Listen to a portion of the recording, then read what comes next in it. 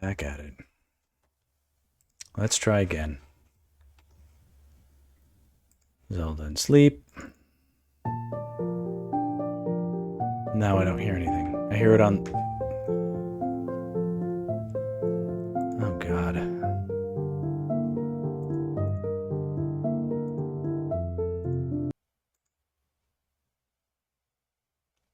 You hear me? Okay, I'm trying to hear my damn music. I'm glad you can hear me. Why don't I hear my music? Okay, try this one more time. Okay. Do you hear some music? Do you hear the sound of my voice? I was screaming inside for a second. Right now it feels like things are working. This is extremely Oh, I doubled my voice. That's great. Okay. Am I echoing? Is what I want to know. Is there echo?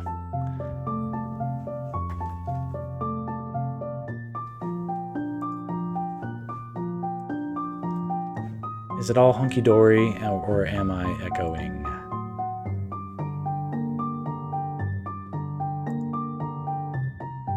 Okay.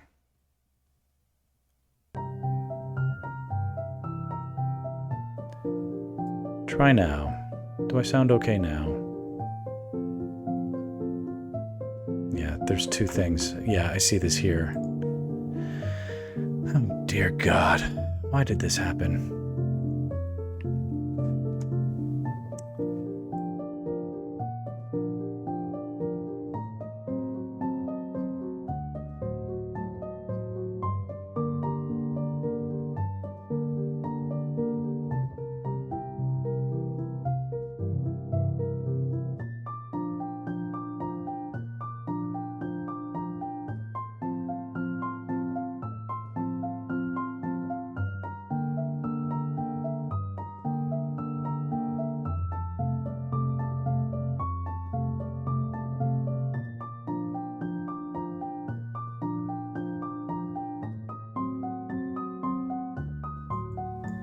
Should be okay now, though, right?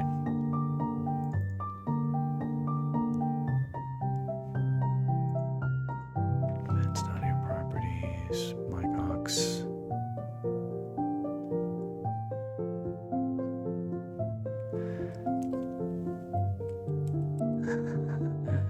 You can hear me. Do I still sound like God?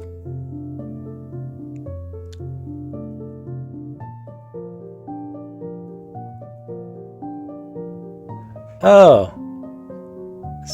Well, I thought there might be an instant echo. And there still might be. Here, you know what? I'm gonna go to my... I'm gonna go to my channel. It's doable. Okay. Zach, do I sound normal? Am I normal sounding-ish? You sound normal. Okay. You sound normal. Okay. Yeah, I hear. Okay. Yeah, I hear. Okay. Yeah, I hear. Okay. Yeah, I hear. Okay. Yeah, I hear. Okay. Yeah, I hear. Okay, that's weird. Okay, that's all I want to know. If you don't have to crank it up or crank it down compared to whatever YouTube channels.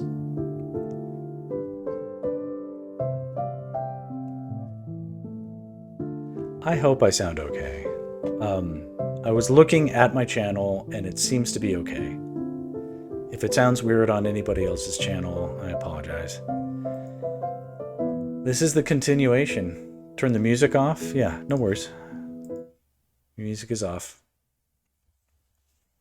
Zach is an experienced streamer as well. Or I should say Sly Raptor Z. I know Zach in real life. I can call him Zach. I'm outing him. I'm doxing him.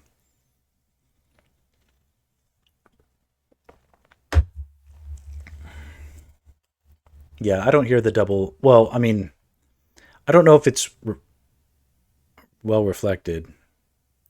Okay. Is the audio terrible right now? Or is it okay? I don't need perfection at this point.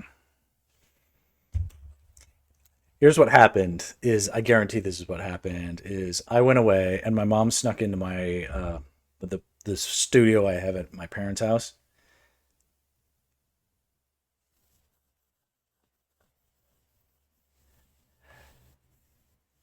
It's 8 out of 10, 9 out of 10. I'll take 8.5 if that's the average. I'll listen to it again later. Um, I'm not. Yeah, I sound fine. It's just a bit different. It's not. It's a different setup than my home studio. I don't know how to check this without double. If I'm looking here, if I look at my channel, if I look at my channel, if I look at my channel, if I look at my channel, if I look, it's just gonna keep going on forever. This is that's the definition of insanity. My voice sounded okay. It's a remix. We could have fun with this. Okay, here, let's do this.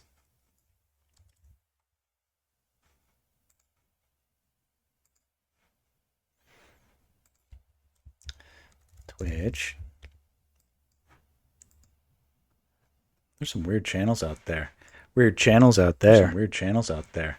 Weird channels out there. Weird channels in here. Weird channels out there. Weird channels in here. Weird channels out there. Weird channels in here. Weird channels out there. Weird channels in here. Weird channels out there. Weird channels in here. Weird channels out there. Weird channels in here. Weird channels out there. Weird channels in here. Weird channels out there. Weird channels in here. Weird channels out there. Weird channels in here. Oh yeah. Channels out there. Weird channels in here. Oh yeah. Channels out there. Weird channels in here. Oh yeah. Channels out there. You know channels in here. Oh yeah. Channels out there. You know channels in here. Oh yeah. Channels out there. You know. Had about enough of that.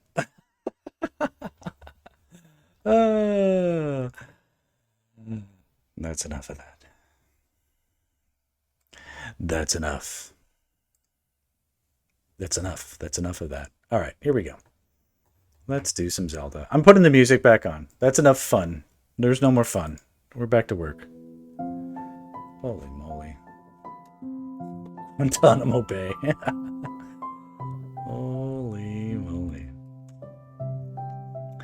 Can we do what we need to do?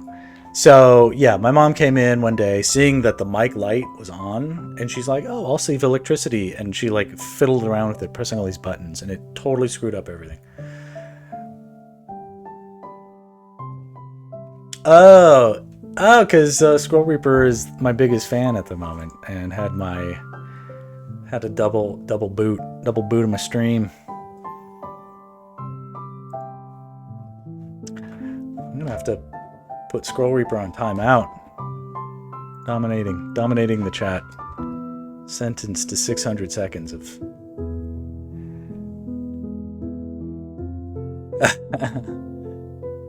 Audio has to be unmuted. Am I muted?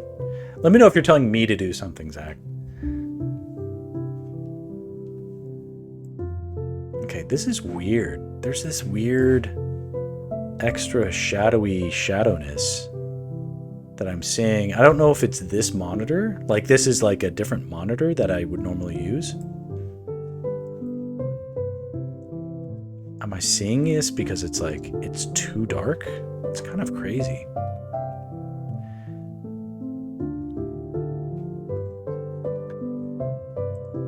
I don't need to be view botting. We get enough bots in the chat already. Okay, I don't know why. This will be interesting. Guys, when I look at this image in particular, and I look here, this is so much darker and blacker than it was on my other monitor. And it's probably something to do with the gamma. I could only guess, because what's driving the... Yeah, that must be it, because it's the... So the MacBook Pro, which has all of the... Yeah, so that's it. Okay, what you guys can't see is that... Interesting. So I got one of those new MacBook Pros or whatever. Good little device. Happy I bought it. But it's so, like, the bit depth or like the brightness is so crazy that like it has to adjust things to its own standard. It's carrying over onto this monitor, which makes it look weird. And as a result, I just have to be conscious about that. They're mad lit. These aren't lit. These are only shaded. The lighting comes later. Lighting comes later. Oh my gosh. So Zach, thanks for joining. This is a fun day for me because, yeah, sorry. I hate to be pedantic. So Scroll Reaper, did you know that Zach is a D&D? Well, these are his words, not mine, but he is the god of Dungeons and Dragons. He is literally, what'd you say? You are like the dungeon master? Is that how it goes? Is that how it is?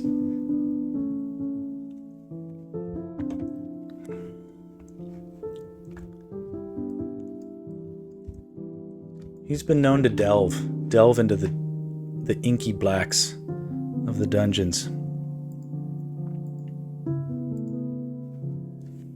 He's the master of dungeon masters. That's a show idea right there. Dungeon masters. And it's just a bunch of dungeon masters like in a room, like arguing about rules. Oh, that would be so funny.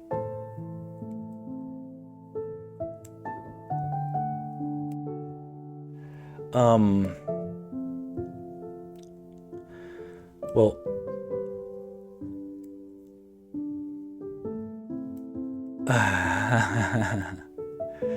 we have enough time sucks as it is. Okay, I'm gonna shade into this guy. Y'all can talk amongst yourselves. Scroll Reaper, it may not have been you specifically, but I know that earlier in the chat there was some discussion about the Pathfinder and coding and other stuff that was happening.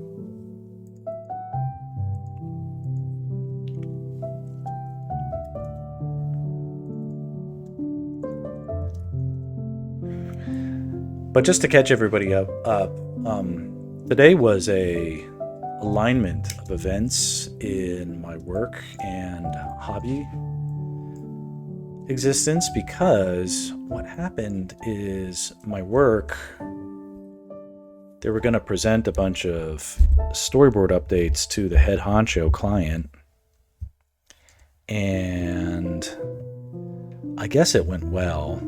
I found out it went well. I was worried everybody got fired because they were all so quiet. Turns out they didn't get fired. Maybe they might have deserved to get fired, but they didn't. They, in fact, said it went very well, but that they didn't have any notes for me. They didn't have any notes for me, but they had plenty of notes for all the other artists. So that's what they were focused on, and they set a meeting finally. And that meeting is for tomorrow morning. So I get to... You were... Okay, Fake Destiny you were talking about. Okay, so it was you and Fake Destiny talking about D&D. No, or maybe not D&D, but TTRPGs. Zach, do you know what a TTRPG is? Just want to make sure the lingo isn't flying over your head. I can tease Zach because I know I'm in IRL, you know. But,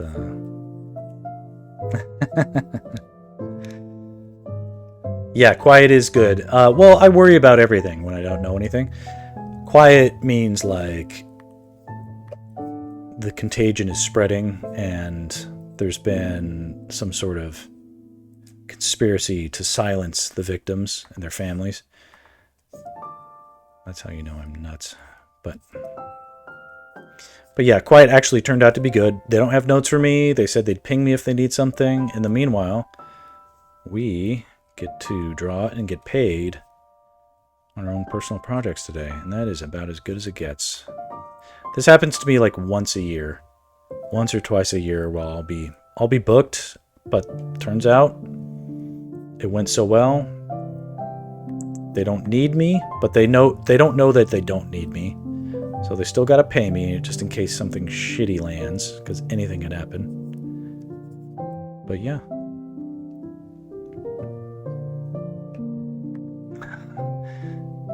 What's your favorite song then? What is that song? That sounds like a cool quote. Quote being, "I know I'll kill my enemies when they come." There you go.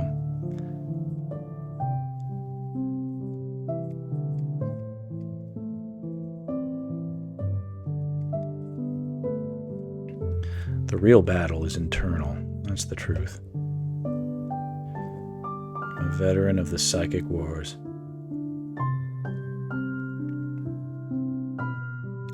I'm not on hold. I'm getting paid today. I was booked today. I'm paid.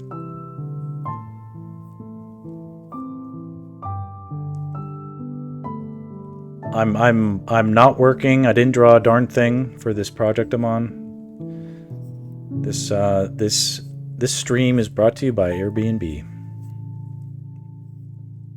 That was a joke earlier, because Zach, I streamed like 4 hours earlier. Because I had an 11 o'clock meeting we were waiting around for, and I had a feeling it was going to get pushed, because that's always what happens. I just know what is going to happen. The meeting never. Well, it turned out they did have feedback for other artists at 11. They just didn't have feedback for me at 11. And they were so concentrated on it, the changes everybody else needed to make, that they didn't have to be up my butt about it. And that's basically the story. So tomorrow, they're not going to have me on the board that I was doing. They're going to have me help out another board artist on his project, which is basically something I'm used to. So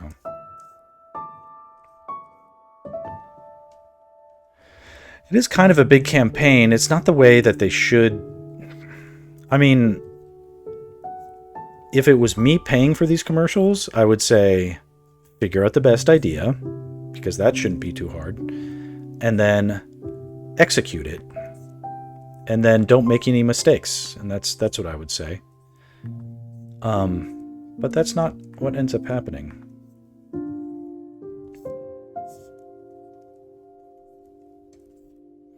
That's a little braggadocious. There's always shit that goes down.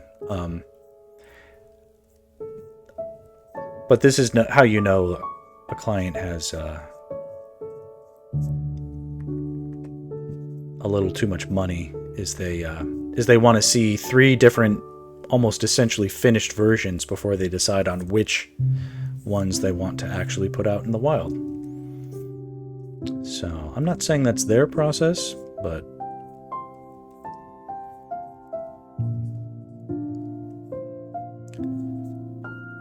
and I'd complain, except I'm benefiting,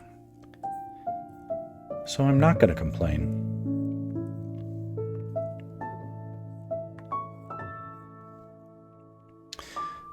It's essentially agency level, and this is not a union job. Not a union job. Not a union client, not a union job. The Airbnb commercials are all animated. They don't shoot anything. There's no set. There are art directors, but they're not union art directors.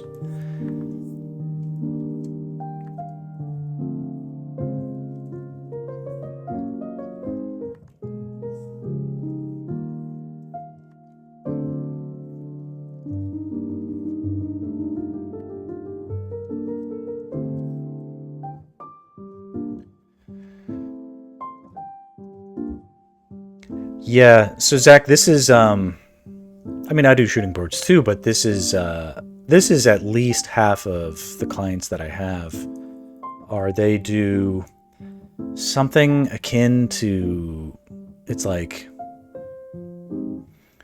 these are broadcast commercials that are animated, but like Pixar style. But it's not Pixar, it's not Disney, it's not union animation. They don't have like union animated commercial, like they might, like I guess Titmouse or something. Titmouse would be the closest example. I know at least some of their people are unionized at Titmouse. And I know some people who work at Titmouse, but that is not I don't know, it's like tricky.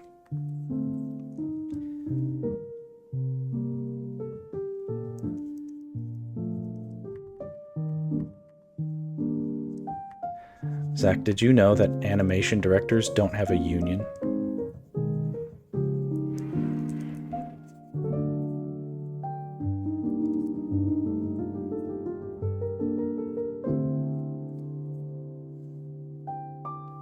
It's true. Animation directors don't have a union. That sucks, or they don't need it. I don't know. You think they don't work? I mean, maybe they don't. But, yeah.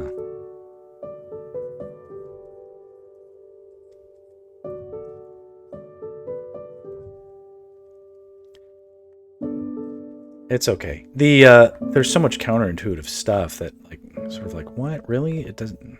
Does that make sense?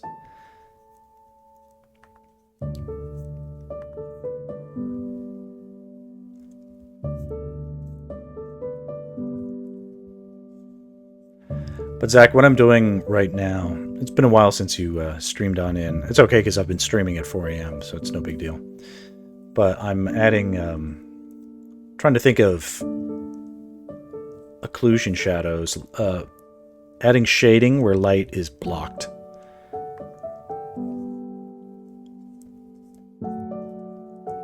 If you're familiar with the term, or if you're not.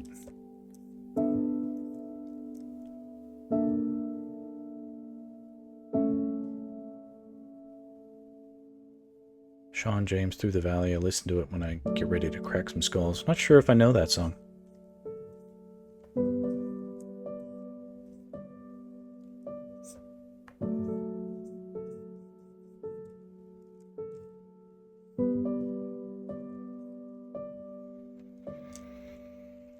Okay, so essentially what I tried to do is really darken in, and I wasn't really thinking about it too hard, so I probably messed up a bunch of little areas, but the areas where things are overlapping tightly, like here in the folds of where his armpit meets his shield on the back, like the light isn't really going to get into there, so that can get pretty dark.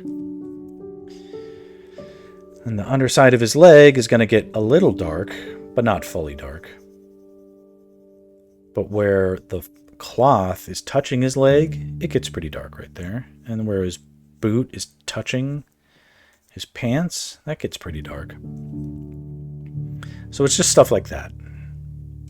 And this is, even for what it is, it's overshaded, but it's still useful information to have moving forward. So it used to look like this, and now we sort of do this. And it's a very kind of basic kind of shading.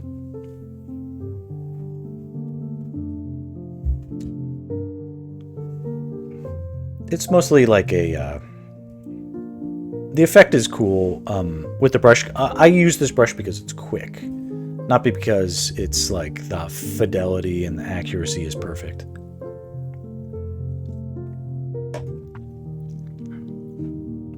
But look at this, Zach. We're in the bottom row of this this thing. If all these other ones are pretty decently shaded, and then I'll show you what I do.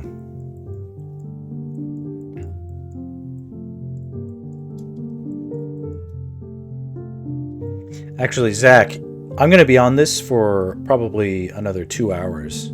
So, you know, let me know if you are dipping out. If let's say theoretically, hypothetically, not that it'll happen, but hypothetically your girlfriend says, I need you to hang out with me, Zach. I need me time. That could happen. And then what I'd want you to do is give me like a 5-minute warning. Not a 10-minute, but a 5-minute. My advice nobody asked for is your highlights could be brighter. You try fuxing with some rim light.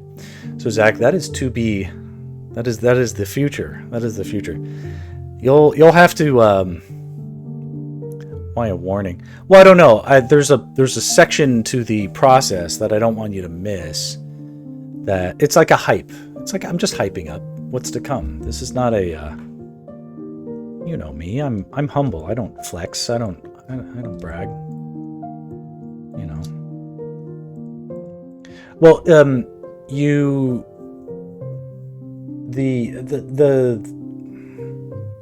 it's just I'm really excited to get... Yeah, just let me know before you gotta go. That's it.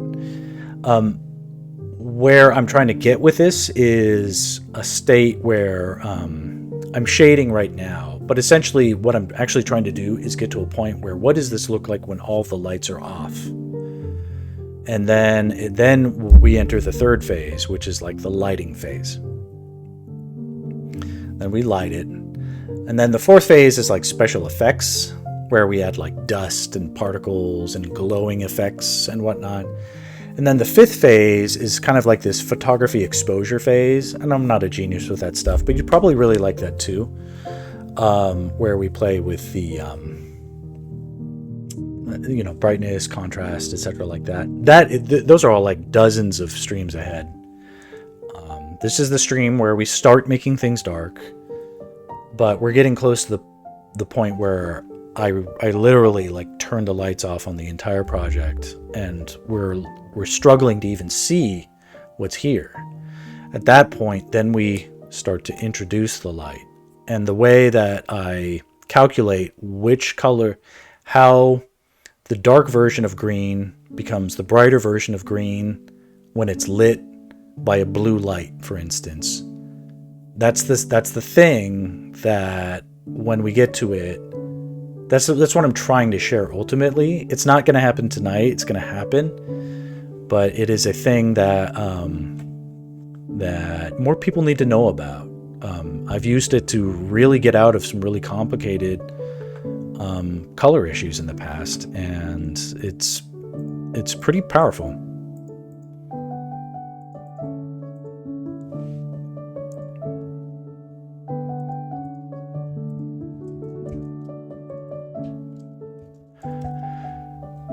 Look at my drawing screen to draw. If I'm watching you draw, I'm not drawing. Yeah, just draw. Dang, I gotta watch the yeah, right now I'm just like I already explained, the occlusion shadow is just like put little shade where light is blocked.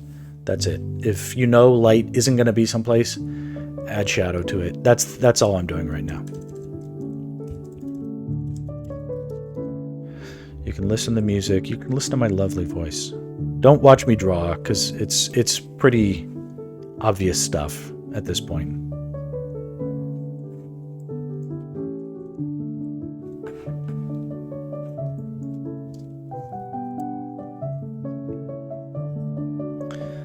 But Scroll Reaper was debuting some, or not debuting, actually I've seen some of your work before. I think the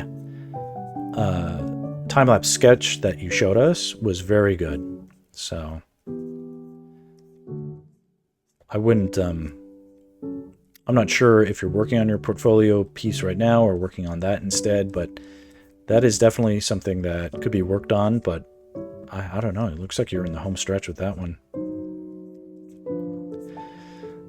I found it to be a compelling thing, but you know, it's like cool time lapses like that. Like, how do we make that go like viral? That would be cool. But like the secret to that stuff evades everybody. It's like you get selected by the algorithm somehow, right?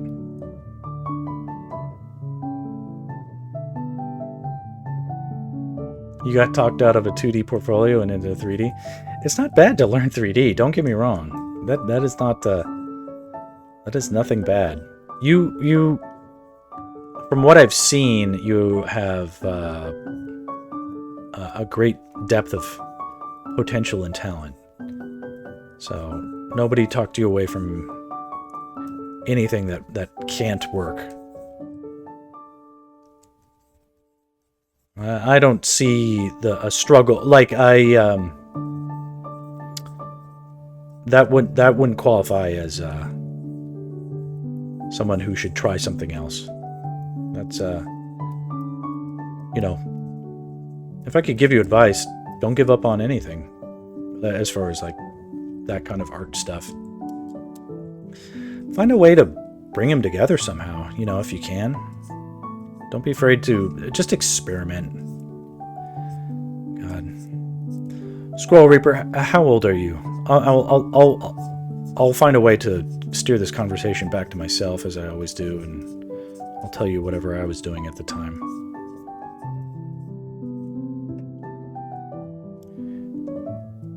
Definitely pursue that, but just the persistence and stubbornness is really key.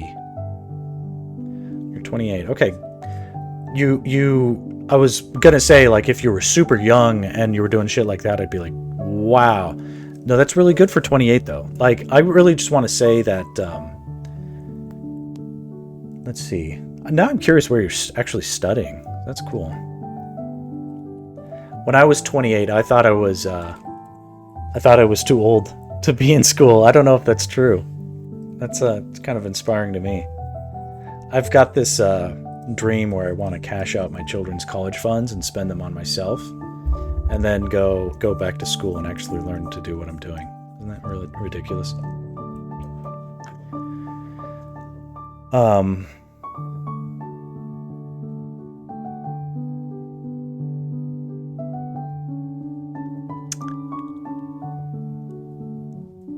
Oh, a solo mentorship. Okay, cool. All right, well, you're getting something pretty direct. That's pretty cool.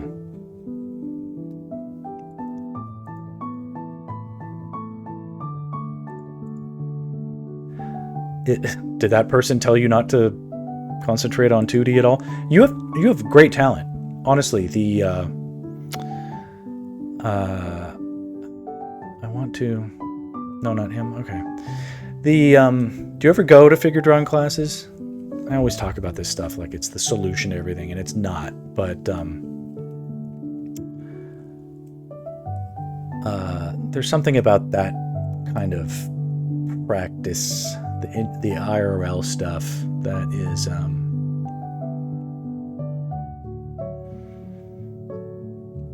it's very humbling, even for like the super talented, and I always feel like you're taking it so seriously. I'm so glad. That's the way. Just 30 minutes of gesture studies as a warm-up daily. That's great. I wish I was doing that.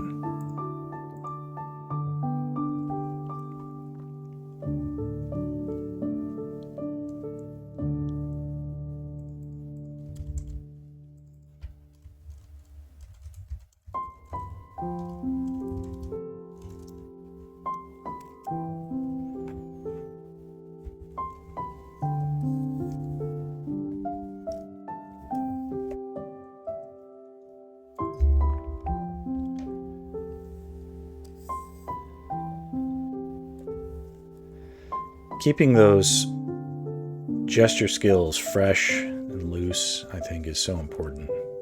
They just never cease being important.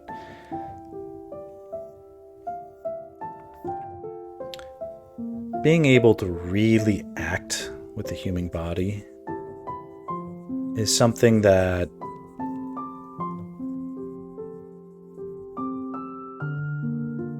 if it's done well, you just want to be able to bring life to something, real life.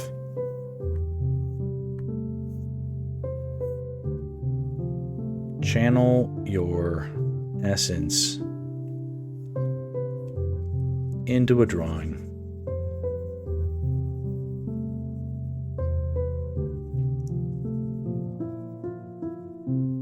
Get the story. Get it across. What's at stake? What they're motivated by, their hopes and dreams. You can make it all happen in a single drawing.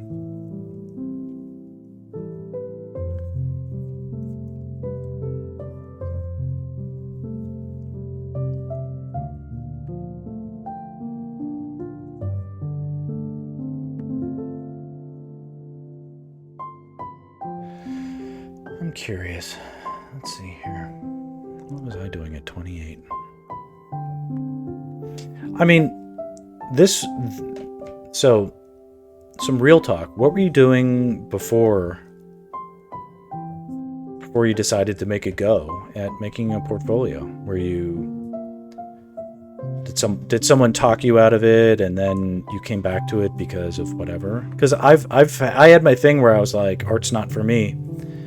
And I turned my back on it and I tried to do something else. And like, like Oedipus, you know, I could not escape my fate. By running away from my fate, I ran into my fate, you know. It's weird how this works sometimes. I'm just really curious. And by the way, 28 is not like a late time to come into being an artist. Zach is still struggling to become an artist as it is. It's really pathetic. What was the question? What were you doing before? I mean, did you really start drawing at 28? Is that's not what we're talking about, or is it?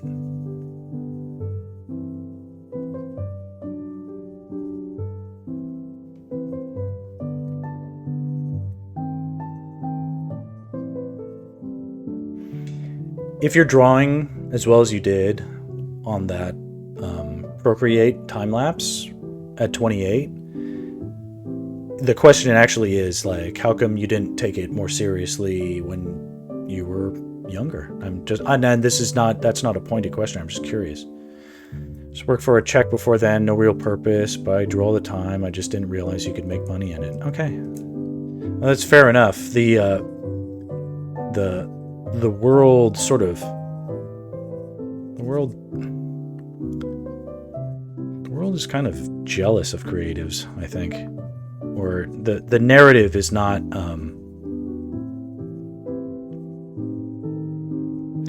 the narrative is unfortunately that, like... What is the narrative?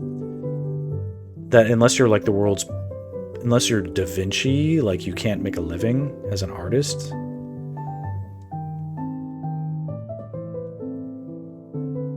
If your portfolio is good, then you don't need a degree. That's true. I don't have a degree.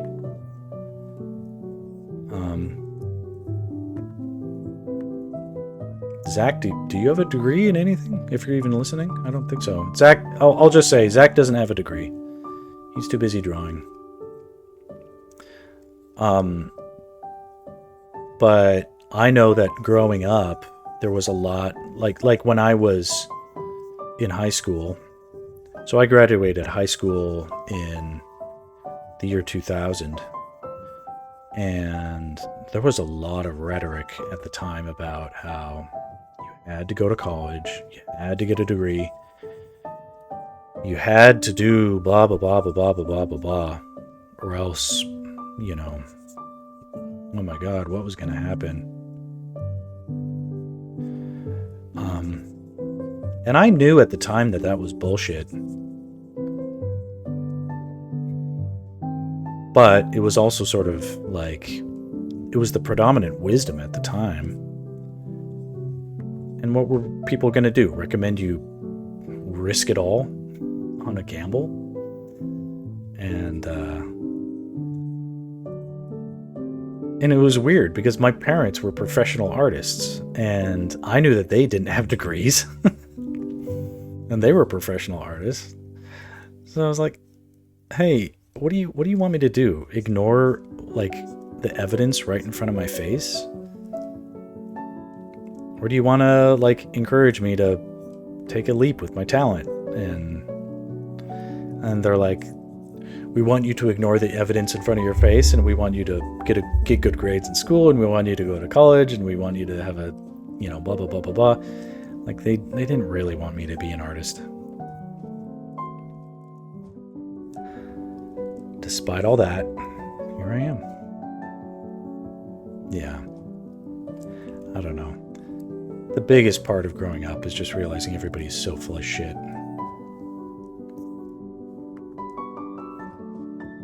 I noticed that with a group of art streamers, they all got into art, and they all got into the industry and or made successful solo art careers.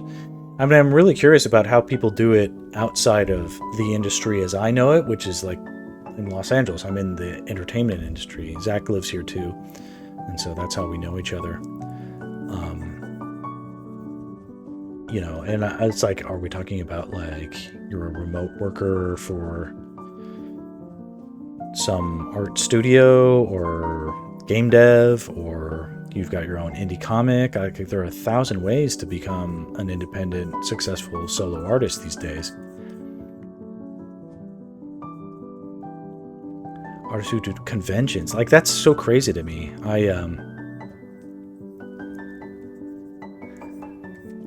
There was like I went to San Diego Comic-Con. Gosh, when did I go? It was like 2015 or something like that. And that was about the time when the movies took over the comic book conventions. And like the comics were like shoved into a corner. The San Diego Comic-Con, I had been going, for a decade prior. And then I stopped, and then I came back, and I was like, I'm going to show them my comic book.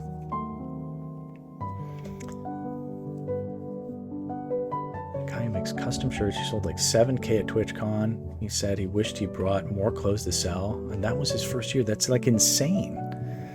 That's crazy. Just like his own shirts that he designed. Before that, he did tattooing.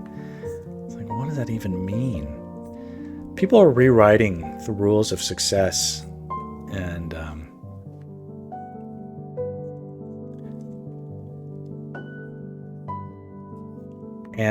I am here to learn. I really am. I think if anything, like, I made a successful run, and I'm still in that run. It's not like it's like gone or evaporated or anything like that. But I'm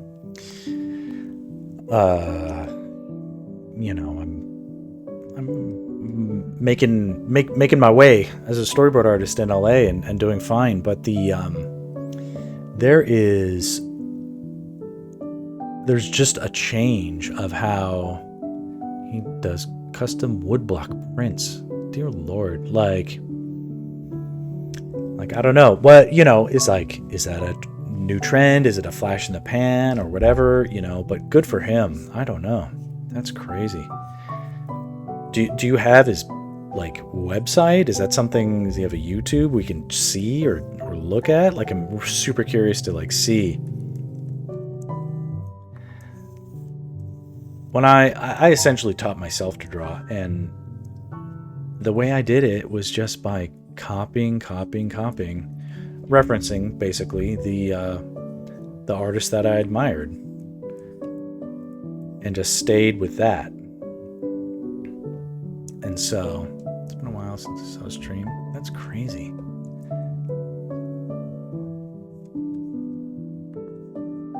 That's I mean, any artist that can sell out on their work, t-shirts, tattoos, stickers, whatever. That's awesome. That's the dream, right?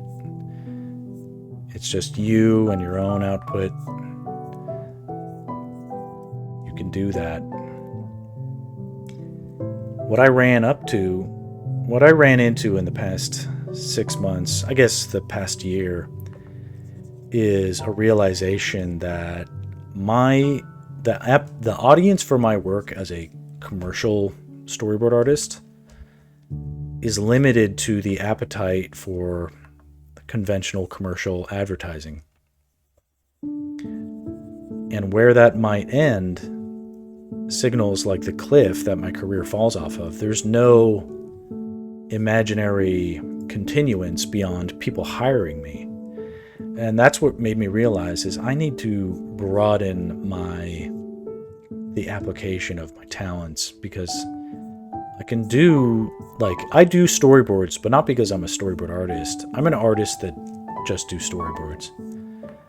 The same way I can do comic books, I have done brilliant charcoal portraits of friends and family members. My figure drawings are some of the best I've ever seen anywhere. And I know my fundamentals and can work fast, and I have a lot of experience. How can I apply that to a broader audience? People who, they may not be in the market for hiring a commercial storyboard artist, but someone who knows how to do what I know how to do should be able to find their way, even if commercials and entertainment are changing. And so this is what helps motivate me to It's a little bit of a can't beat 'em, join 'em thing. Believe me, my clients are struggling to figure out how to make their commercials more appealing to people who are watching Twitch or YouTube or whatever. It's definitely true. Movies, TV, they're all competing with video games and online entertainment made by individual creators, not huge corporations. And the corporations know and they recognize that ad buys on YouTube sites and the like really get results.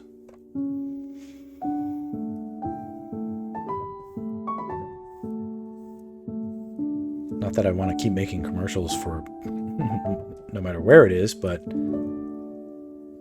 you know. Yeah, it's weird for ads because it's being washed into famous streamers. Kai Cenat usually average 130k active views per live stream. I've been steeping myself somewhat in the, like, okay, what are... Like, I'm familiar now that, like, Mr. Beast is enraveled in crazy controversy, but I, like, previously... You know, he was like the unbesmirchable go-to streamer for that, like that sort of thing. And Kai Cenat, like I haven't seen any of his streams. Although other than to know that, you know, is he on Twitch? Is he? I mean, I could bother to look this up myself, I suppose, but.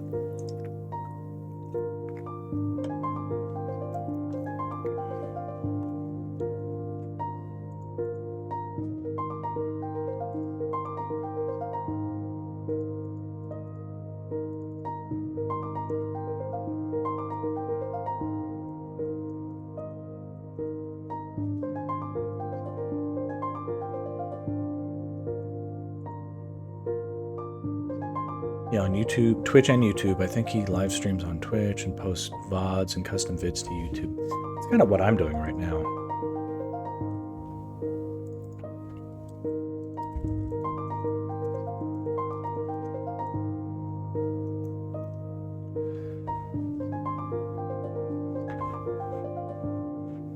I have the benefit of not, like, this is not a, no, like, my bridges are burned. Well, it's interesting. This is like, I don't think my present clients would reflect well on, like, if I exploded on Twitch or whatever, that could easily spend, or that could easily cause the downfall of my day job doing my storyboarding, because I'm supposed to be this, like, secret tight lockbox of information that can be trusted, where, you know, whereas if it feels like I have 1,000 people clamoring about what I'm up to every day, that would be well, you could say that would be a turnoff for clients that are working on secret projects, and I would understand why that might be that way. That's why I'm definitely, you know, it's not that I don't want to explode on Twitch and leave the commercial stuff all behind. Aid Ross, XQC, I've heard of these people. Kai Cenat, Pokimane, yeah. I even did a commercial with Pokimane in it. Pokimane, and what is it? Was it Shadow? Was that it? And then even Shroud. Does Shroud ring a bell? Kai hits the biggest views, so streams really aren't for me. Yeah, so yeah, by the way, like the whole just being intense and going crazy and whatever. Shroud, yeah, there is a gamer. Somebody is tapping me. Hold on, I'm being tapped. What does this mean? I heard the Slack chat go off.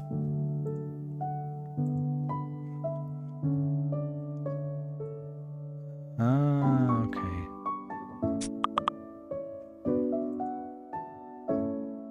Okay. Just people chatting to other artists.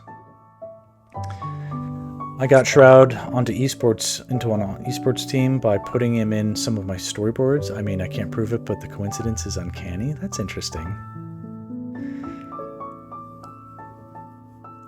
I don't know about that. I like Shroud streams. I haven't seen them in a while, but I like the way the plays he does on Tarkov. Okay.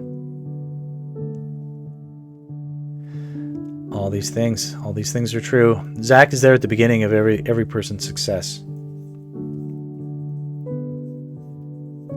Yeah. You could go to the original painting of like the signing of the Declaration of Independence, and I swear Zach is in like the corner. He's like the guy like dipping the pen into the ink and handing it to Thomas Jefferson so that he can sign it.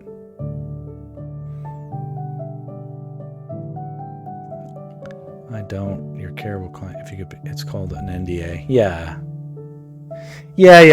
No, I mean I know what you mean, but there's a thing. Zach, you weren't part of the earlier discussion, but I don't know. You get too big. People will never forgive you for it.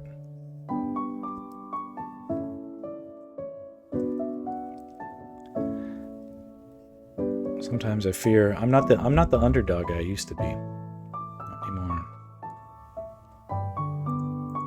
If I ever was.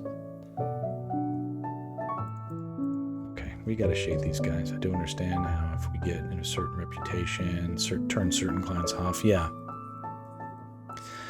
There's conflicts of interest, and also it's been my experience that this was earlier in the universe, the universal timeline, and I don't want to name names, but there are certain influential influential like internet artists, like social media artists, that were exploding on Twitter or whatever, Instagram, whatever, trillion likes. And a certain beverage company wanted to leverage their artistic style into a beverage company commercial. And from what I gathered, it was a disaster. Now, it's different, like, I'm going the other direction, going from, like, the actual industry into streaming and social media and stuff like that, so it's not a one-to-one comparison. But clients who, like, moving into the future, like, if I did get crazy big, it might be good, but you also might carry some expectation. There's just baggage, no matter what, no matter where you come from. You're always fighting people's preconceived notions, and if people's preconceived notions are not favorable, then that is not a great thing. They might go with something they know that nobody wants to feel threatened at their own jobs. Everybody's jobs are hard enough as they are.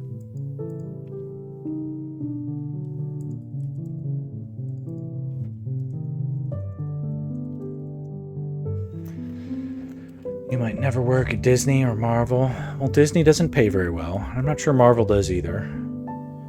Makes sense to be quiet, but successful. Yeah, exactly. Definitely does.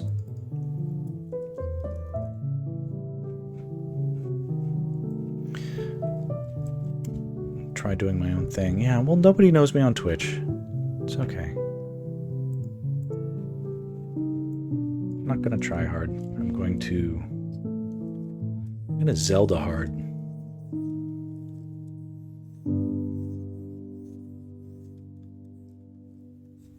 That's all we need to do.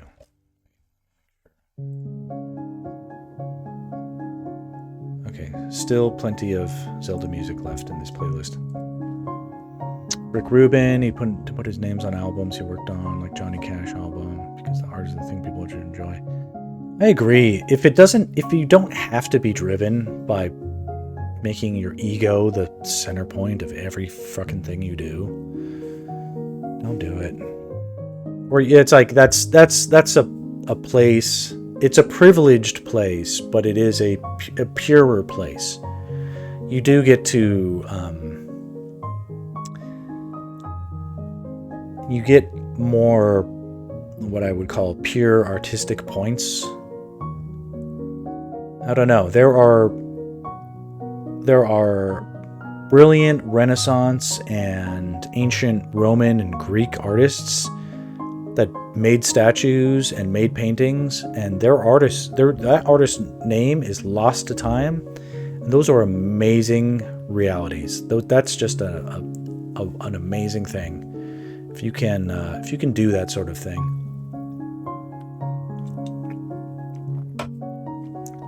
It's really all about the art then.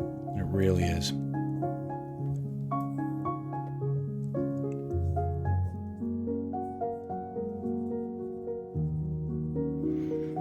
Man, how do you shade all this fucking loops of spaghetti? It's like impossible. Why did I do this to myself? But this is my magnum opus, this piece.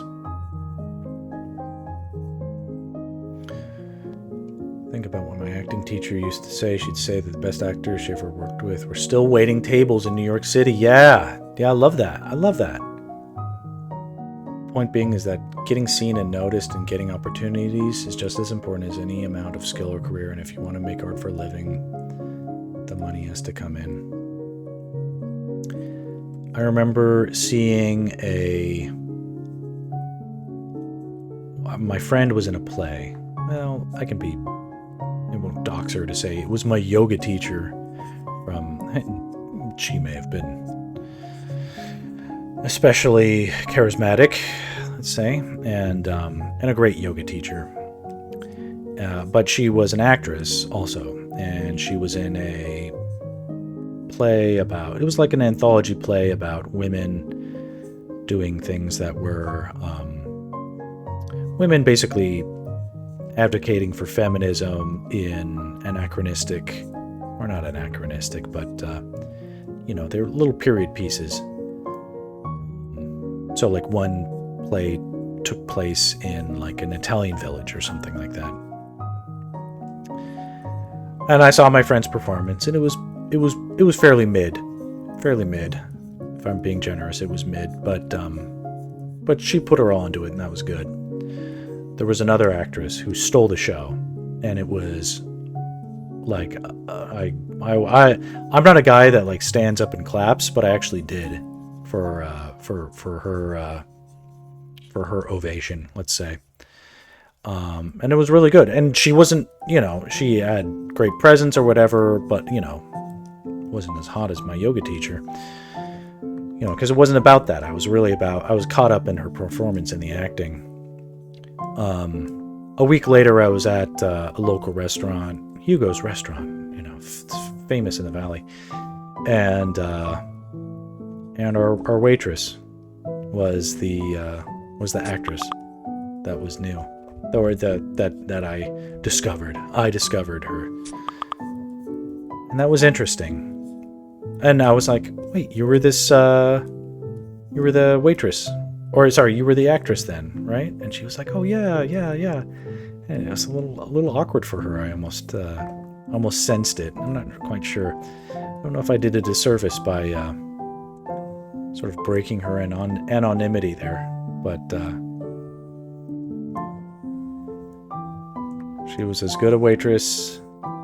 Well, she was a better actress than a waitress, but a good waitress. And I don't know where she is now, but hopefully doing okay.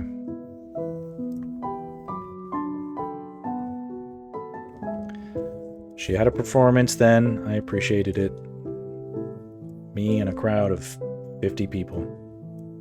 It was a packed house for what it was. That's not a bad thing. Charismatic, yeah. Yeah. Zach, how you're not charismatic? She was charismatic.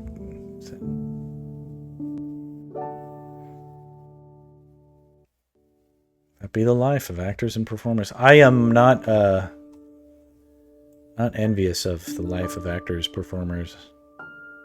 Let's see, what's here? Because I heard that The little Slack updates. Yeah, but nobody needs me. This is amazing. This is what they call a free day. I need a, it's like a hall pass or something. Not, I had a server in Houston that was really beautiful and nice, and she wound up being a big online personality and performer. She waited tables way away from where she lived and performed. Just happened to meet her way out in the boonies. Interesting. That's what I like about animation. You can act through that. Definitely. Definitely, definitely, definitely.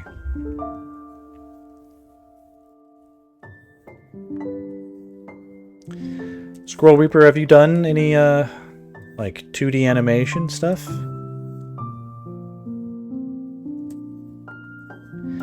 Zach, you're not neurodivergent. Oh, maybe you are. I don't know. But, no more so than me, I'm sure. Are you diagnosed, Zach? I fully believe that anybody who is a professional artist has to be... Any professional artist who isn't a absolute scam artist is probably neurodivergent. That was a... I identify as neurodivergent, but I don't have any kind of real diagnosis. I certainly don't take any legal medications. Legal being the operating word.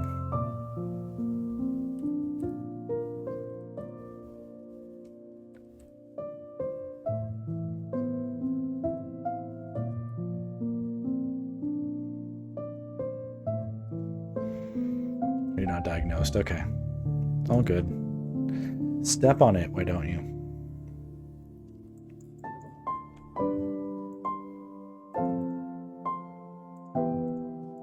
Or don't. Not a big deal.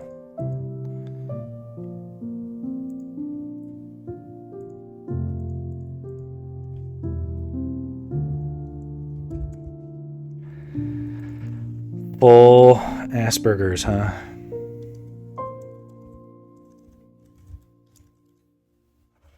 Genius with computers and VFX. Okay, that sounds about right. Yeah, I think there needs to be an embrace of like the not normal. Like, okay, it's okay we're not normal.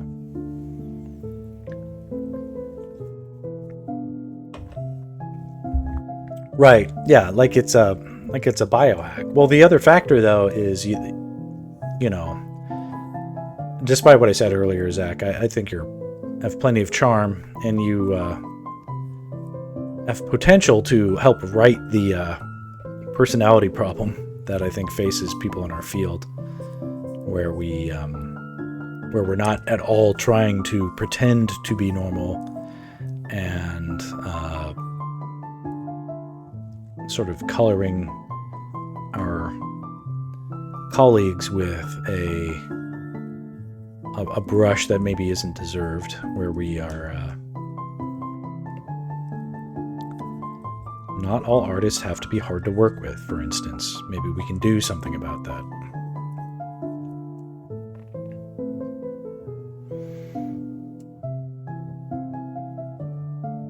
Yeah,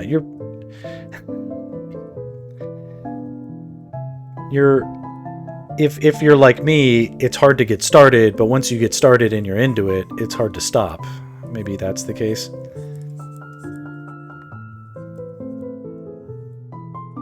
But like I have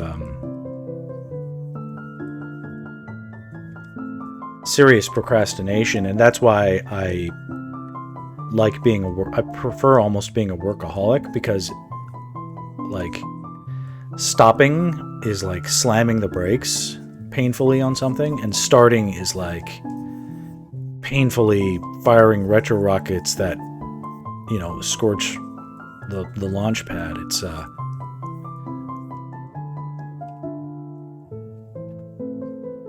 yeah, I get, you know, throughout, it's not endemic just to our field.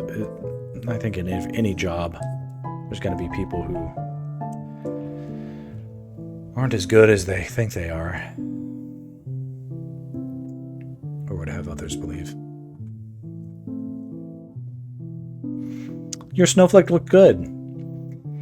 couldn't you have, this is my, my take nobody asked for is, what if you made her hair, some sort of crystalline snowflake formation or something? No critique? Alright, no thanks. No notes. Is that what I said? There's no notes. It's that's what I said. 10 out of 10, no notes. Zach is like, white hair. Perfect. No, she's not Storm, even though she's black and she's got white hair. Make it look like there are actual snow. You know what? This is my genius take. This is the lazy artist genius take. Listen to me. Listen to me. Make her eyelashes white. Okay, I like that. Make her eyelashes white. Do something to like give her like dark eyeshadow and like white eyelashes. And like really like spike them out or something like that. That would look cool.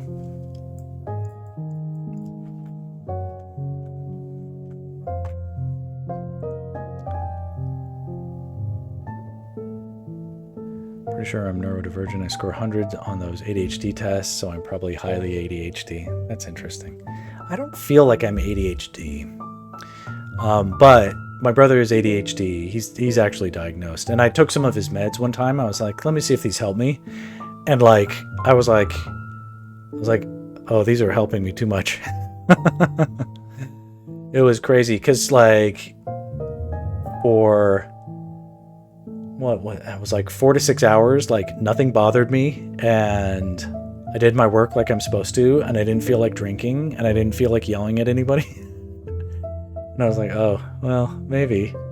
But, like, still, I don't see how one could be related, you know, to the next thing. You like the white eyelashes? Just try it. If it sucks, don't do it. Don't listen to me. What do I know?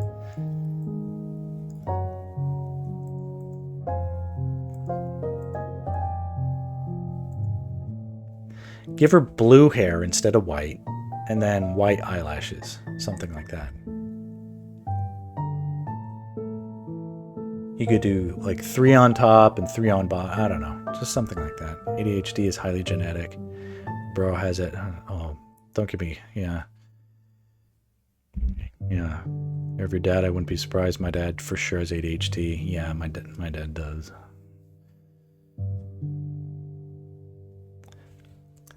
Also, to your question about animation, yeah, I have some. I did this for a streamer. Need to fix her blink. Oh, okay. I see that. That looks great. Need to fix her blink. You don't have to fix anything. And move it to when she's not waving because I think it battles for attention. I mean, I think you did great here. I can tell she's hot, black, and wearing a sexy outfit with cute hair and makeup. A lot of variance in expression. Very flirty. Like like from the distance here, it's so small, but it reads so well. Squirrel Reaper, you may be one of those artists that I think I fall into this category. It's if anybody's holding you back, it's yourself.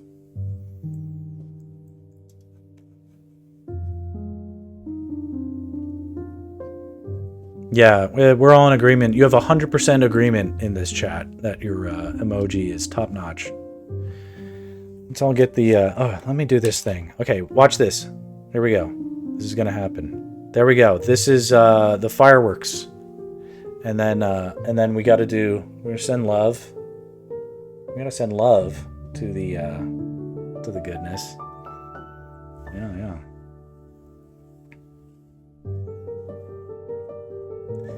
Zach is never short on notes.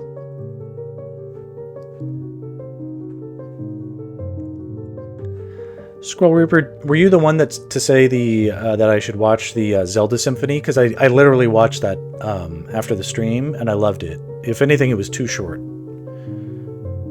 But no notes on that. And thank you for the recommendation. That wasn't on my radar. So it's baked into the Apple Cam. This thing on the laptop. I've got it set so it detects this stuff. And you can do... I don't know why it's doing that. Like, I thought it would send up a bunch of, like, thumbs up. And there's ways to make it do... can I go like this? Yay! Will this do something? Do I just look silly? Can I do this? It's like, no. No, come on. Some of these things do some things. Can I do... There's ones where you can make it rain. How do you make it rain? Anyway, I'll look it up later. Do the peace sign. Oh, maybe that does something. Oh, cool. All right, yeah. Yeah, your own worst enemy. That's this is something I've noticed is most great artists take themselves out.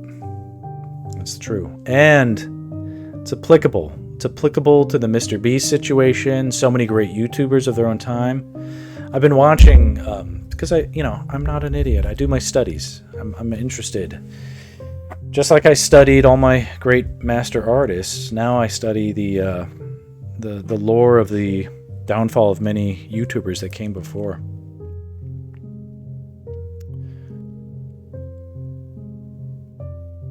With the thumbs down. Oh, that'd be cool. Yeah, finish him. Yeah.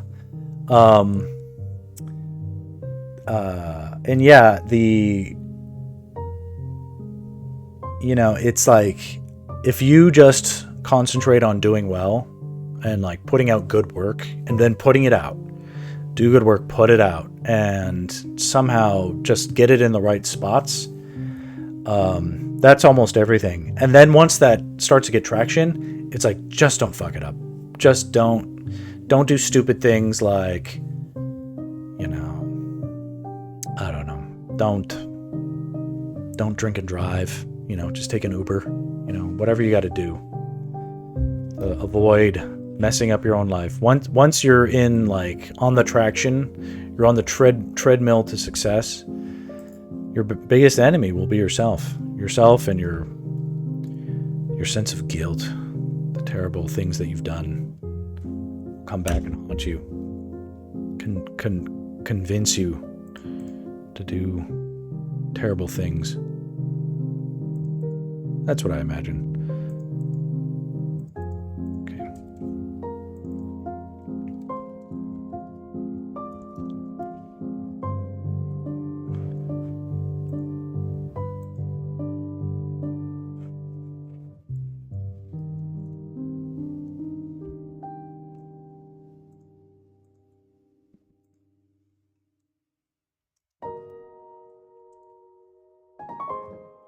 I love this track. I think it's also true that once you reach certain levels of success, conflict is almost unavoidable. People will have it out for you or look to take it from you. Man, it's true. There was this director.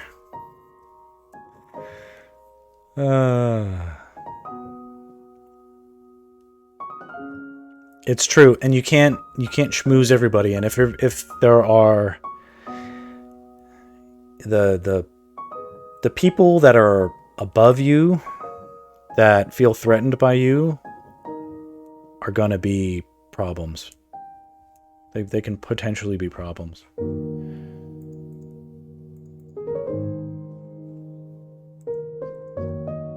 Sometimes you can't avoid it, but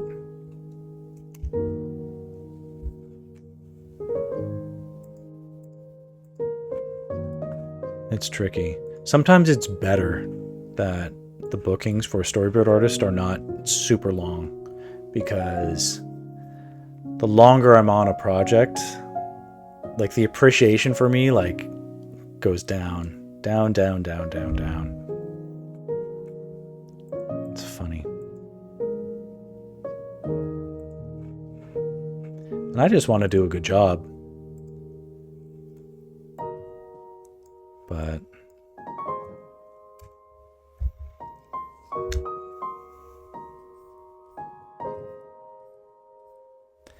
and that's it too. I'm kind of reaching a limit to what I'm learning with storyboards. Storyboards are an excellent educational tool, I think, for artists and animators. Thinking about how stories tell themselves in visual format, I think that's a great thing to learn. But mostly what I learned these days is like how to keep my mouth shut.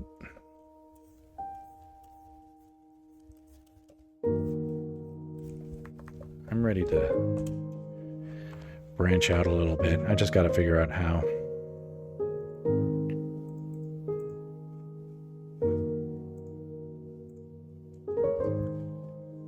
All right, Scroll Reaper made a post. I'm going to click this thing. Hold on, chat. Let's see here. Seen it over and over. Look to take from you. Zach, you're correct there. All right, I live dangerously by clicking links that people post. All right, this looks cool.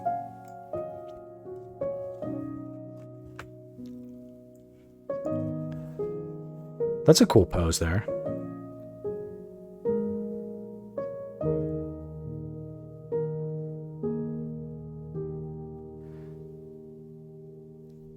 Did you design everything?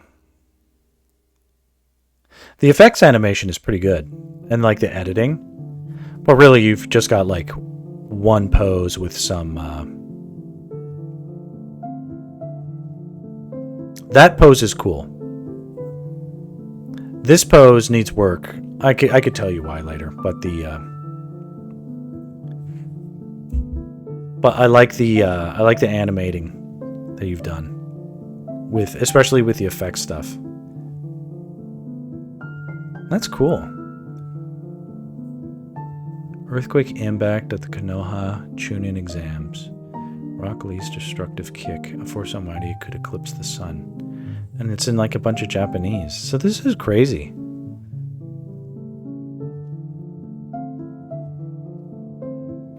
Now, is that a sneaker you painted? Did you physically paint that? I'm curious. I have a friend who does that stuff.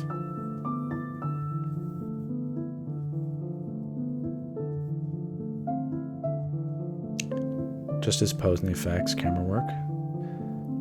I mean, it's not the background that's sort of super impressive to me. Here, let's maximize the. I need to be conscientious about like how I give critique and whatnot.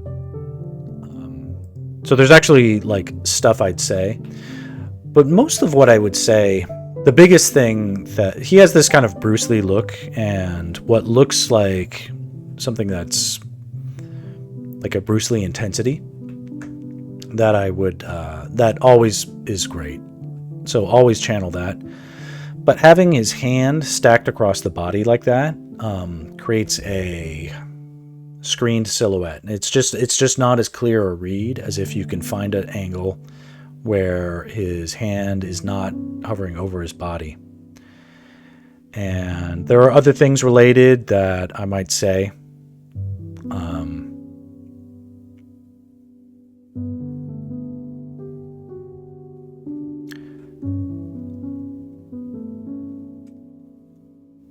The second biggest issue is, and these are not that bad. These are not that bad. But the Scroll Reaper, because I trust you to actually listen to what I'm saying, unlike Zach, who doesn't listen to what I say. The shoulder here is higher than this shoulder. That's fine. But now we also have the hip here, which is higher than this hip. And that is hard to make look good. And that may be like, well, that's the pose, or that's, you know, that's just the way he's holding his body. But maybe if you tried it again, try to find a way where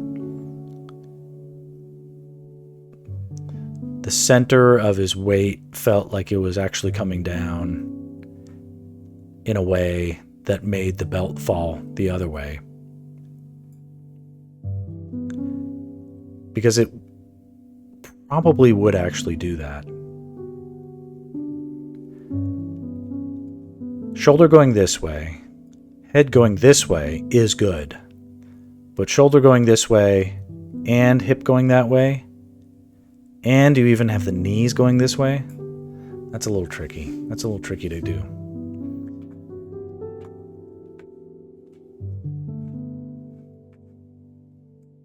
It's if you're gonna have limited, you see what I mean? Okay. That's because I hold your artistic bud is not fragile. I believe it is resilient. It's robust. Okay. So you know, don't be like this is me not telling you, like, interpret this as you're not good at this, because you are good at this, and I expect you to remember what I'm telling you right now and apply it to everything. If your shoulder is going like this, like one shoulder is high, then the opposite hip is where the let's see here. Well, it's different when you're standing. But what I'm saying is there's this term called contrapposto. Scroll can take it. He knows he knows he's beast. Ultra beast. Yes, go ultra beast. This is just something I can look up. Contrapposto. Contrapposto.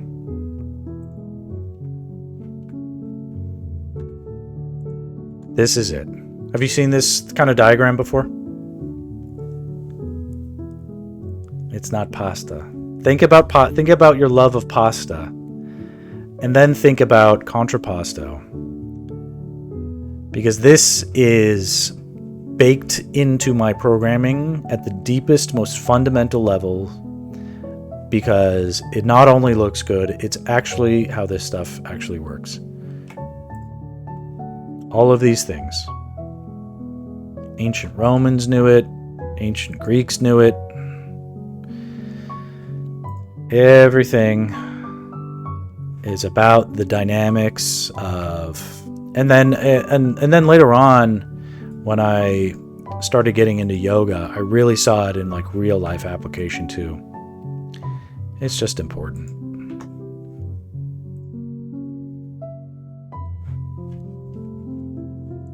I wonder if will I out myself with some sort of terrible,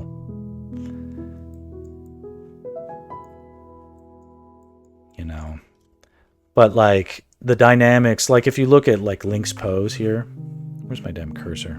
So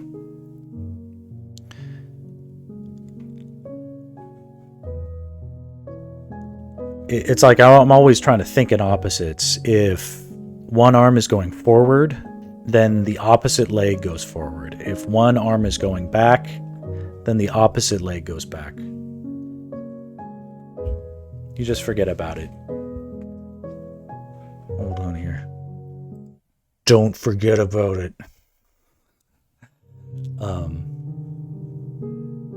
But that's not just a human thing. It applies to animals.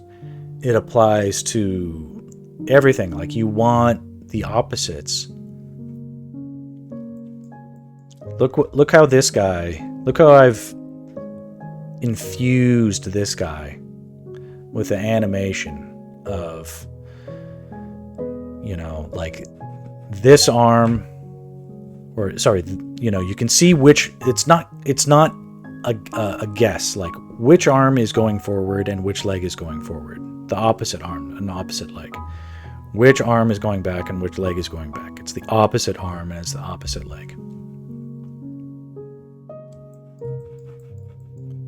Making it look amazing. Here too.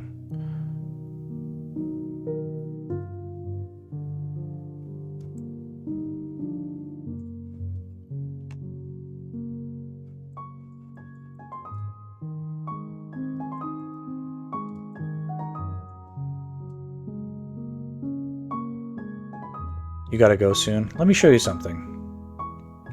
There is a horizon to every drawing. Yes, Zach is correct. Yeah, all those things. All right. Zach, thank you for giving me the 5-minute notice. Let me see what I can do here to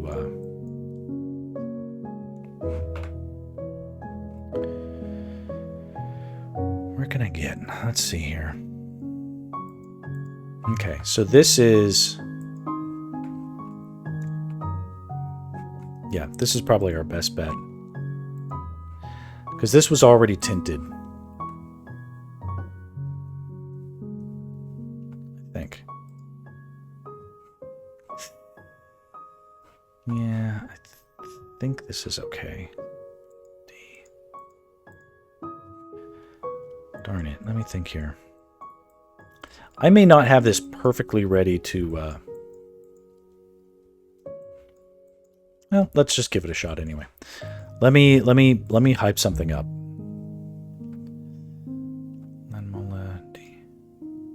Okay. There we go. Okay. This is basically right, where the... Yeah. Where basically, this image, it basically looks like I turned the lights off, right? So, let's see here. Copy merged, paste into new image. So this one has been, I did my occlusion shading on it already, and I even took it into Photoshop, and what I did was I compressed the value output to trend towards black to like the lower, so essentially like I kept all the value relationships that were in the shaded color version, and then I compressed the output so that nothing was above probably like 30 to 40%. Let's see here. What's the brightest thing in here? Eyedropper here. So you can see that like the brightest, maybe this is the brightest. Okay. Nothing in here. If you look at where we are here on this sort of chart, if this was like, here, let's look at it in black and white, just real quick. Okay, sucking all the colors straight out. The highest value is probably 25% gray, right? So the brightest things are, so this is now like a very low-key photograph, for instance, right? The brightest things are in the lowest percentage of value that we can present on a computer, correct? So, if I'm doing this right, and it's been a while since I did this right,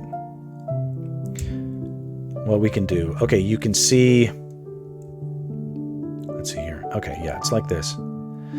Let's say I wanted to know what Link's hat looks like if we shine a mild diffuse blue light from up top. So I can color pick here. And do you see these RGB sliders? Zach, you know about like RGB, like red, blue, and green. Red, green, and blue. You combine them in different proportions to make all the colors in the spectrum. You follow me, right? So if we want to know what, and so if we color pick here, this is Link's green color, right? When we see it mixed up, okay, so you follow me. So we see it mixed up with all these other colors. We can clearly see that it's green.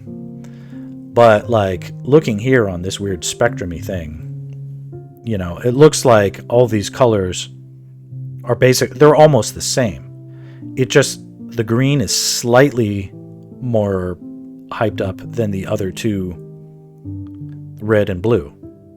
And like how red and blue get into green, I don't know. We only have those color cones in our eyes. Correct. And that's why we sort of default to them. Although like mathematically speaking, if we had different cones, we would use those different scales or whatever. So this is arbitrary to our biology, but we use it because it makes sense. So when we need, so you see this relationship, it's almost perfect because it's like a triangle. So you see that triangle? That triangle, if we represent it in the same proportions, it's a brighter, whiter version. Or is this not working? I used multiply here. It's a brighter, whiter version of the same green. So that's the same as a slightly brighter white color of the same green. And it doesn't look right because it's being affected by all the other colors in the in the equation. Let's go back for a second. So I think I went too far. Just slightly more. So slightly brighter, and then just add the blue light. And so that's the blue version. And essentially this is the way that you do the color picking. And it doesn't really, like, you have to sort of see it applied. Sorry, I'm hitting things. Imagine it hitting the top plane of all the different places where you would see that color.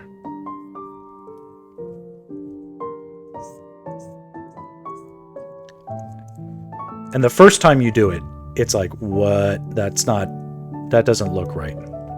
So you just but you have to keep going. You have to trust the process. So this is his, like, arm or whatever it's got. This is that relationship. Keep the same relationship, a little bit brighter, and add the blue. Maybe I'm adding too much blue. That might be a factor too. It's been a while since I did this. And then it's that color.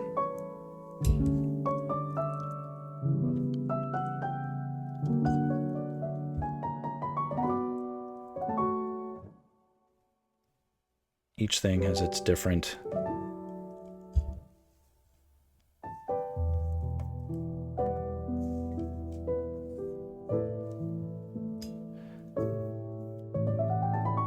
not entirely sure if I'm doing this right, actually. But what will be true is that eventually add the blue. I guess I have to make sure that the influence of the color is more than the, like I said, it's been years before I did this. Let's try this again. Maybe the white part has to be less influential than the color part. Here, paste it in place. I bet this will make a difference. Okay. So just nudging these forward a little bit, and then nudge the blue.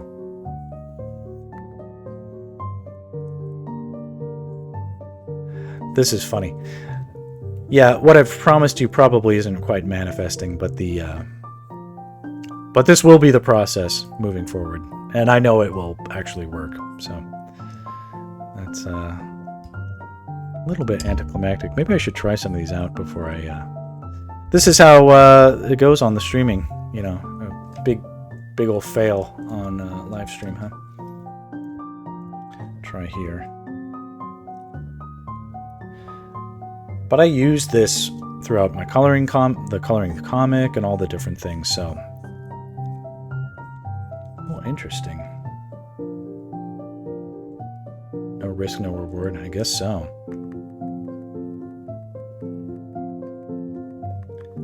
I will have to sort out exactly what's going on here. But what can I say? That was not impressive the way I expected it to be. Because for whatever reason, the blue part isn't quite coming across, and maybe it needs to be brighter. I guess I can just sort of experiment. But Zach, you can go. You don't have to worry about it. The actual technique, yeah, indeed. Well, I've certainly done it before. Maybe it has to be, like, big. Maybe I'm not just doing it big enough. It's decent. I mean, that actually... But the point is, like, when you paint in this stuff this way, it actually looks like light is being added. Yeah, exactly. That's what most people do, is you set it to overlay. And actually, overlay looks really good. But it's got its downsides that are not quite exactly what I'm looking for, so... I'm going to have to do a little bit of sleuthing. So I did this for hundreds of pages on my comic book, and it always looked great. So what did I used to do? That's interesting. And maybe it does just look good. You just have to see it later. I mean, when it's all, it just doesn't look good when it's starting it at the beginning. I don't know, it's interesting. But bye all. Have a good stream. Bye, Zach. All right. Well, if anybody decides to unfollow me as a result of that little unmitigated disaster, I'm not convinced it's actually fucking up. I think it's actually just a side effect, if you will, of the process being something that I remember it being something that didn't look good until I was practically finished with it. And it was a struggle every time because of the fact that it actually didn't look good until I was nearly finished with it. And every time I would call it into doubt and be like, is this actually going to work? And then I would just say like, F it, I don't know any better way to do it, so I'll just keep going with it. And then I would get to the end and it would look amazing. And it was all about the way the colors related to each other. So it's just something like when it's too early in the process, your eyes are too dominated into all the other information that they're seeing, but not the it's too far. It seems too far from the destination for it to actually ever get there, but it does get there. So I wouldn't be doing this if it hadn't worked for me in the past and I hadn't seen it and done it myself. So but what I will probably do is dig up some of my old comic book pages and make sure that I didn't do anything drastically different from what I'm describing, but I know I didn't. All right, let's keep going.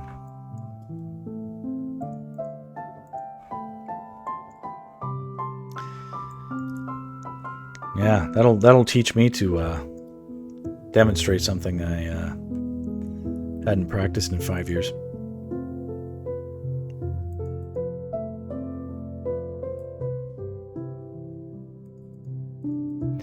I know that it works, and I know that I've made it work many times.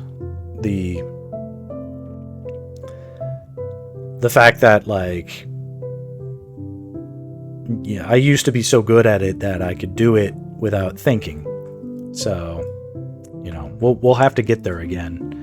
And that's part of why I'm doing this, is like those skills, they need to come back. They need to come right on back into my lap first, and then once I have mastered them, others can join in.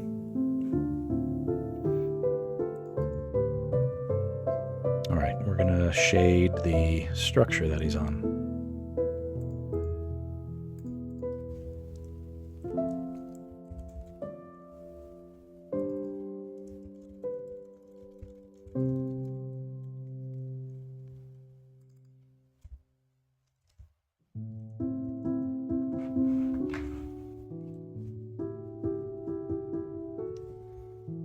Okay, cool. The Zelda stuff is just repeating, so that's good.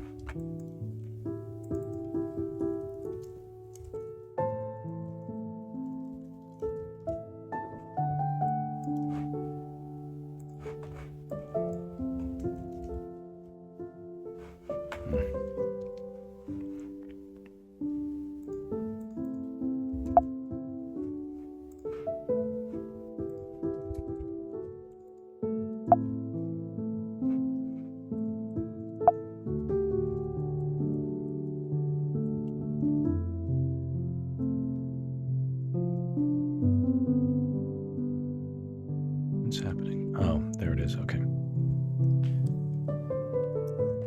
Let's do some shading here.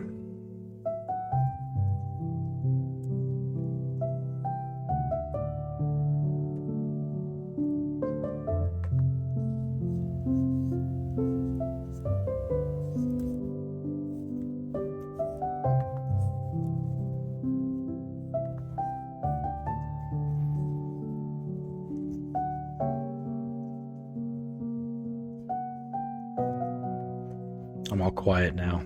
I don't know what happened with my little color art demo.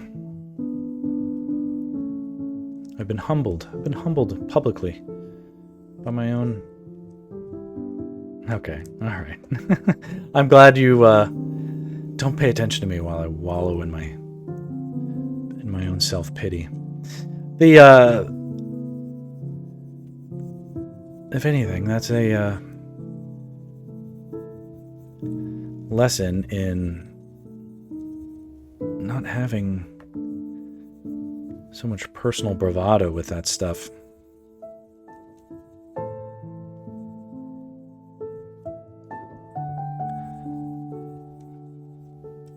But I am wounded in my ego, but not significantly enough to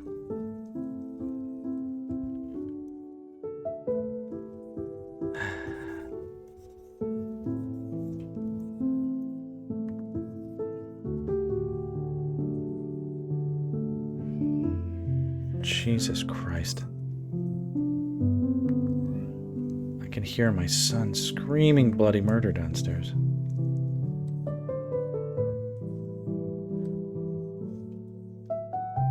But my parents are here, so I know he's fine. Probably just stubbed his toe.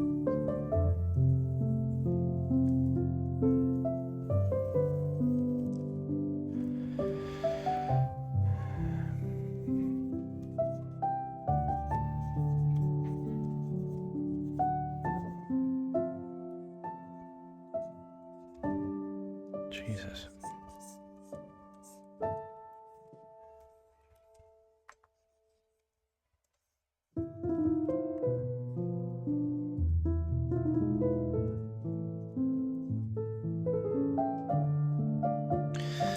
Problem with kids is you tell them not to hurt themselves and they don't listen. The technique you said takes time to get through the beginning to see the results. It's kind of like using the local color kind of a thing.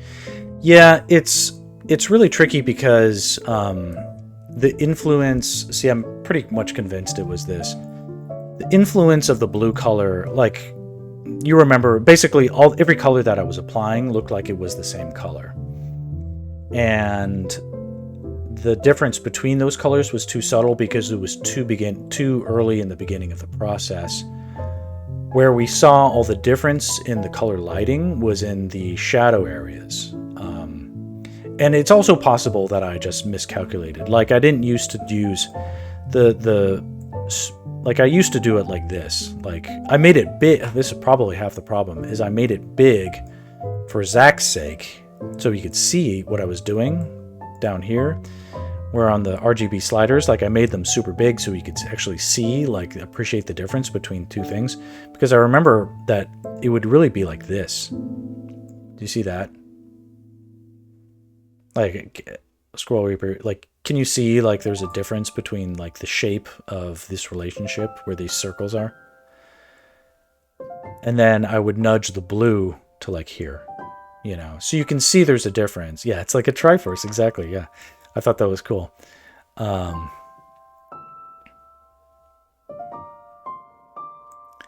There has to be some explanation, and it's probably half and half. It's probably half the fact that it was just early in the process, and the other half is probably that I didn't go as far, or maybe I went too far with it than I should have, and maybe something more bold or less bold would have worked better.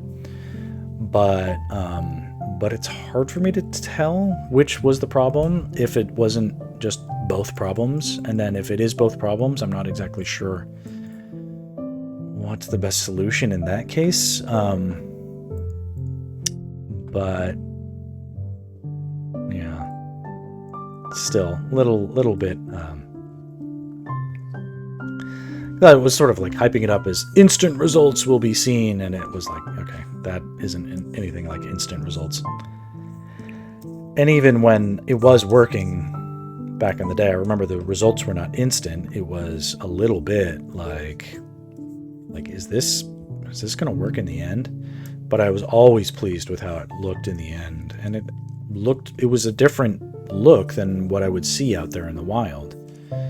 So I'm convinced that the technique is not widespread, that it needs more traction, that it is closer to how like real light actually works.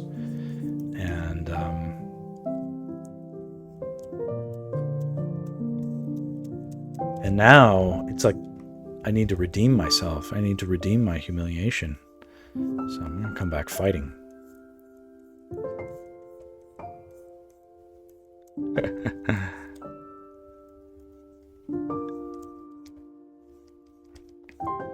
The Triforce of Color. It'll be a little bit of redemption arc, yeah. I don't mind that. I speed run the redemption arc. I'm like, cool. I'm humiliated. Get right to the redemption. I don't need to go through the what have I done? I'm depressed. No one loves me. All the other stuff. It's like, okay, yeah, just get right back to kicking ass.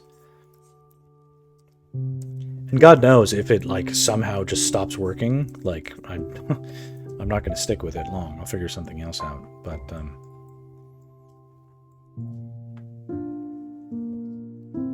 But it did work, so that's why I'm hyping it up.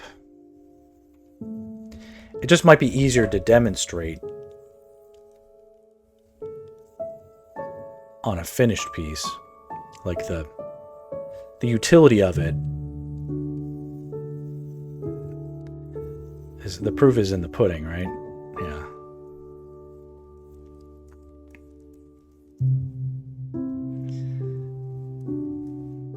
Get undeniable.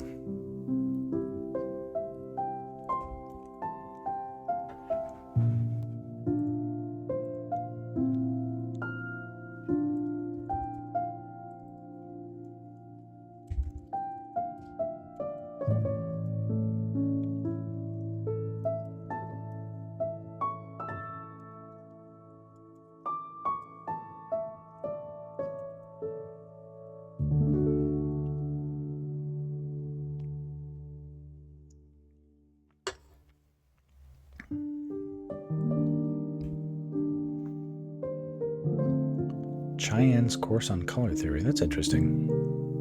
What is that course?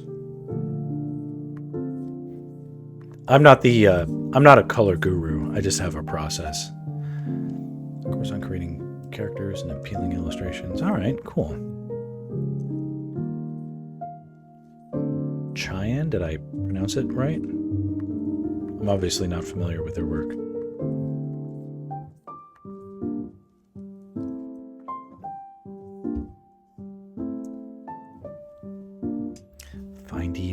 Find it for me.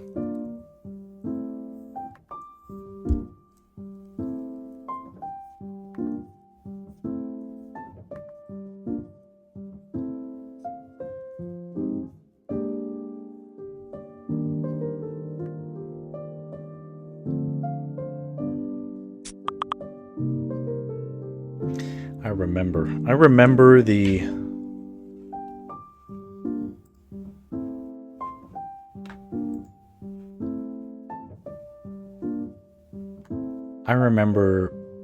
that coloring process not looking good until I had until halfway through.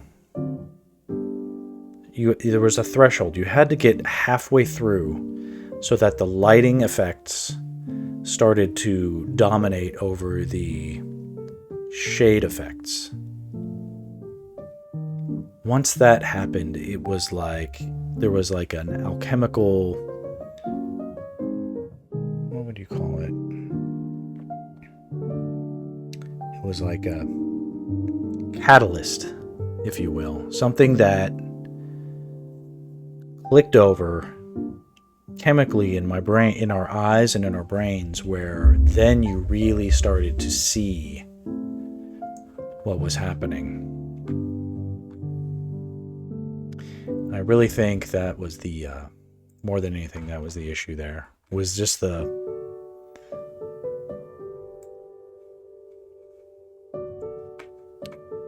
close this. Drawing and coloring anime style characters. Interesting. agree. Why not? Interesting. So you took this class? The 11 courses. Oh, cool. These are cool anime things.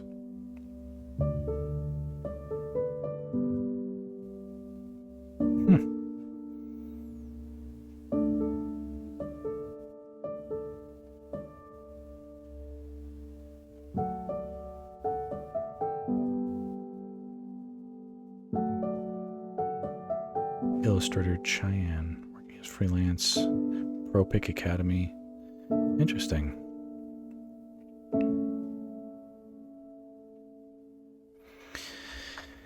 Let me bookmark the goodness. That's cool.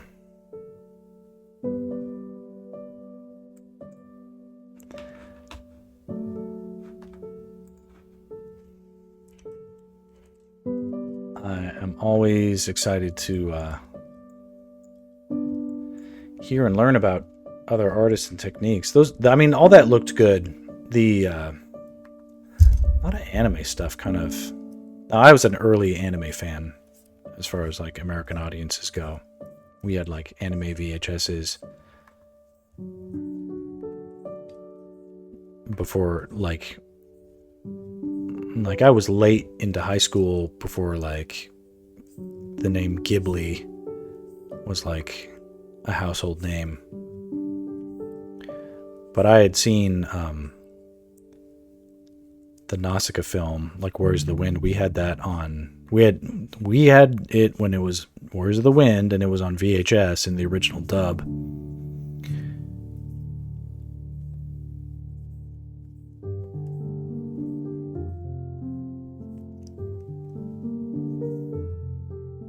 And all sorts of other ones too.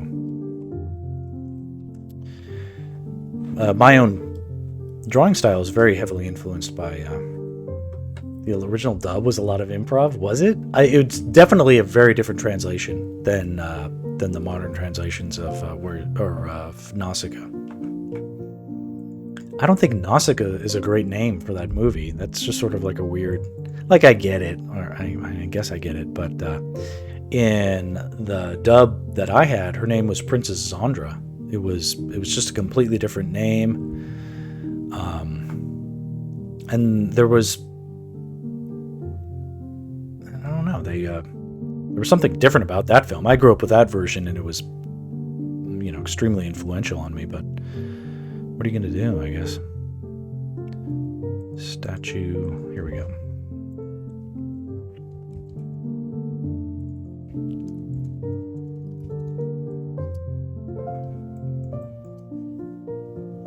Yeah, he sent him the samurai sword and said no cuts.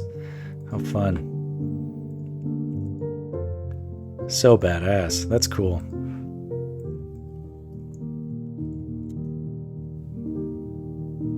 Oh, okay. Yeah.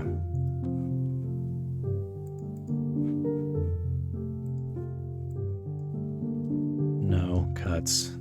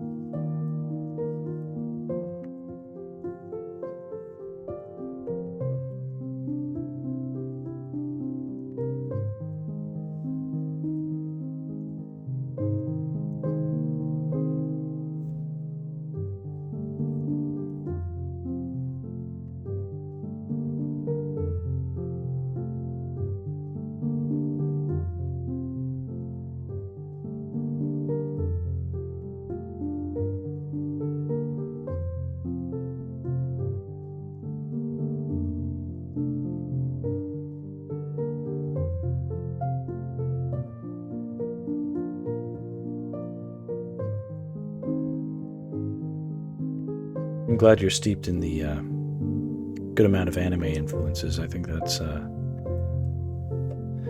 When I was growing up, people basically their understanding of comics was like Marvel, and it was a bunch of, you know, dudes posing, essentially. That was their understanding of art and comics and the extent of their interests, and there wasn't a lot of visual storytelling as I understand it. Therefore, having some manga comics and some anime influences to draw upon was a bit of an artistic leg up. Now everybody knows about manga. It's not or anime. It's not a secret weapon or anything like that. I wonder if anything, if it's going the other way, but.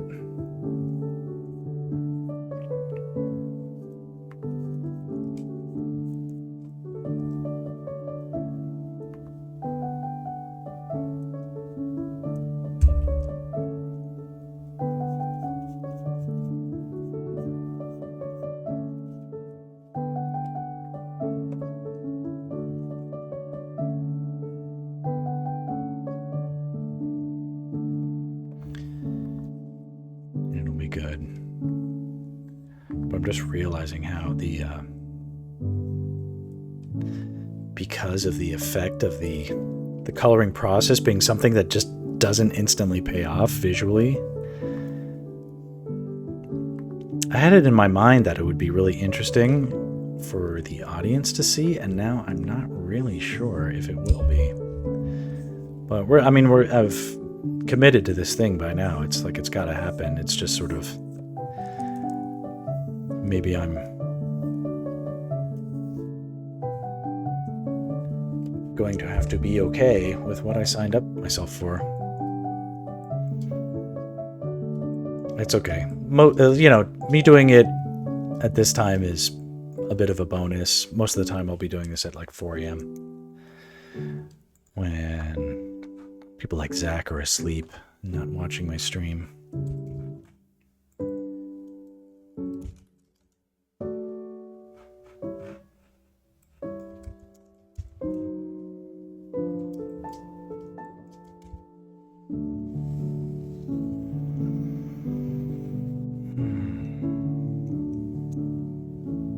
Saving my work.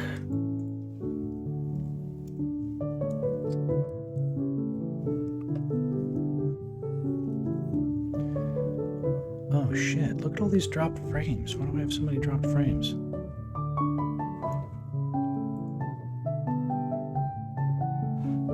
Is it because Adobe is screwing up everything?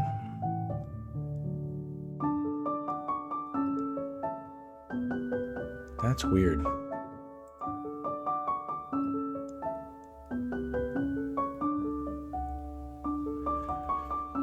Procedurals on Substance Painter as hacks.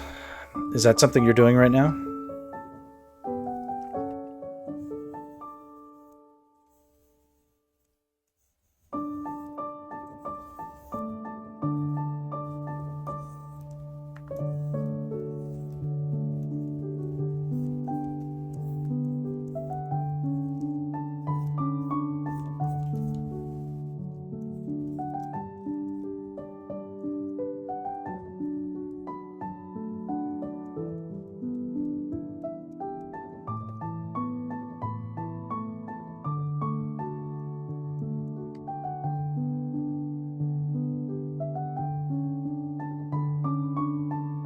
Working on the armor, followed some videos. There's some rust procedurals. Oh. I will make legit rust randomly by edge detection. Oh, that's cool.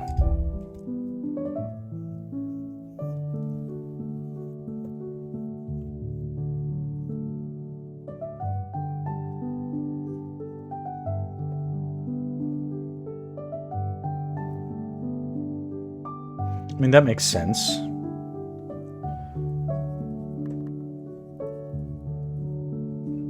There's going to be some random and then some logical, like statistically, rust will occur at the edges of things, right? The only thing hand painted as the face, and it looks seriously out of place now. Oh, interesting. Ah. You're starting to enter the uncanny valley. I don't know if that's true in your case, but the... yeah, if you're... And this is why I'm a... like, I know artists that are like, oh, I need to do a straight line, just use a straight line tool. And I'm like, yeah, but that looks like shit compared to all the other lines which you hand drew, and the person looking at this can tell the difference in less than a second. The difference between a hand-drawn line and a line that the computer drew. And they'll be like, oh, well, it doesn't matter. And I'm like, homie, it does matter. You can, the quality looks palpably different. It looks like looks like it was drawn by two different things, two different artists that didn't agree on what something should look like. It's not in congruence with itself, right? Add pores. I don't know what those are. Trying to add some wrinkles and realistic effects. Click this link. You've captivated me. Oh, this looks cool. I like the progress. I like the eye color kind of matching the bow there. That's cool.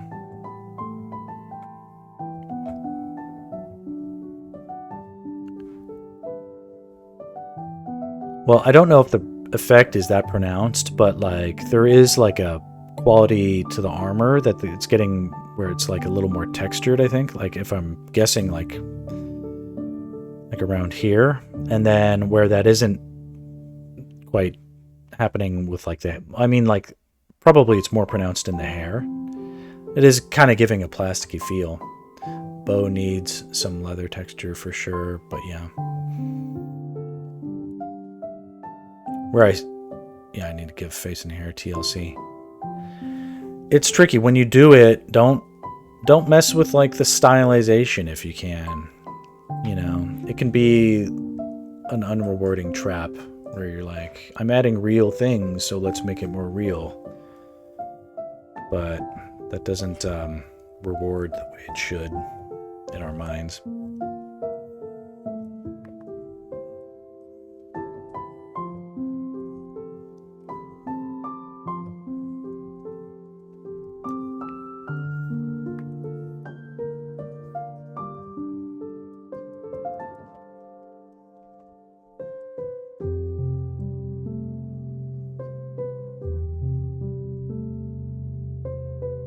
This is kind of looking cool.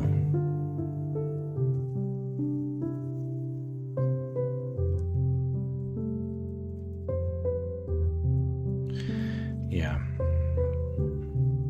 I'll probably be obsessed with that color thing all night, trying to figure out. It's a matter of the proportions. That Triforce triangle of relationship. It's about preserving that in relation to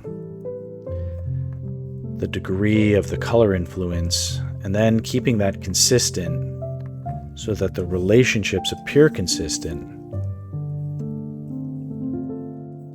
I think that's it. Then just getting used to it again. So I'm obviously fallen off a little bit out of it, but then also admitting that according to my own recollection, that it wasn't an instantaneous result, that even when I do it right, even if all I do is do it as good as I used to do it, it wasn't like an instantaneous, like boom, like watch how everything changes in the span of a second. Those effects would come later on. Did I not like piano because the song sucked, or was it just not interesting at all? I didn't like it because my mom made me do it. She just made me do it. And I'm not a fan of being made to do things. It was bad enough they made me go to school. I don't then also want to be made to do other things. And their logic was like, okay, well, I like piano. Therefore, piano is good. Therefore, And my son should do good things, therefore my son should do piano. And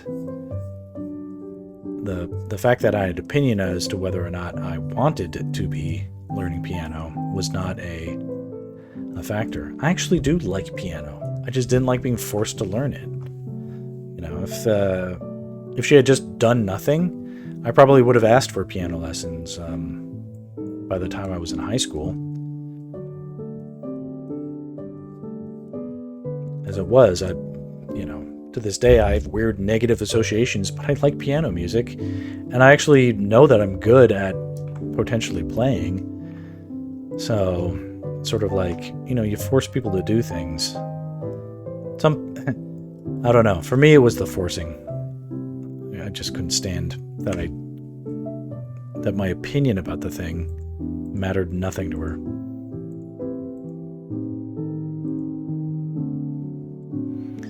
Let's turn on some of these things and see how cool they look.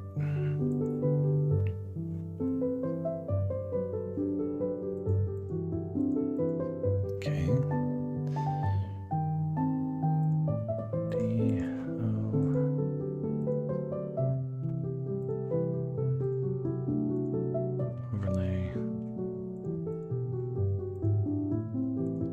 Overlay. Some of this stuff just looks so dark. I just think it's the weird monitor's color space.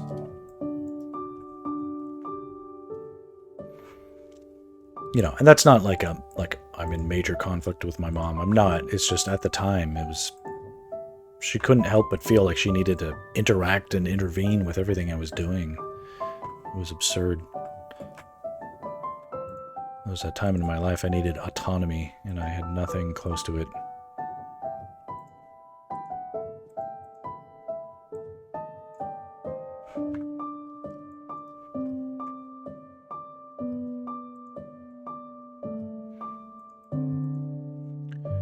Sure, in as much that this is part of the process, all the shading things, the things will look good. Oh, the O, that needs to be multiply. Okay. So does this. Structure. That can be overlay. This needs to be multiply. God, it looks so dark. Jeez. This will look completely different on my monitor at home. I just know it. I wonder if that had anything to do with it either. Let's overlay. This goes to multiply.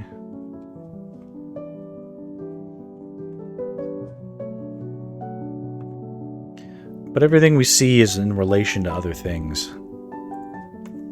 So if things aren't relating, it just gives us anxiety. It's like we don't know what we're looking at. We don't know how we're supposed to feel about it.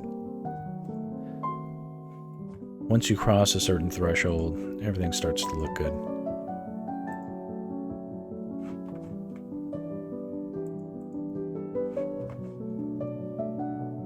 This looks weird because the ground isn't shaded enough, but I remember...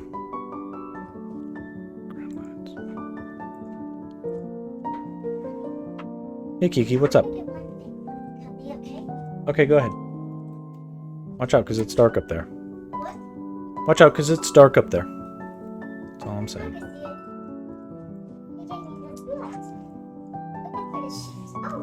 Okay.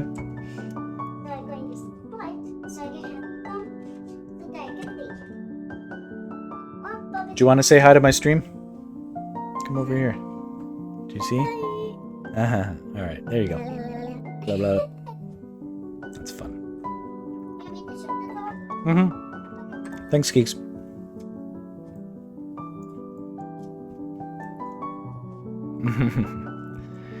A little Kiki bomb.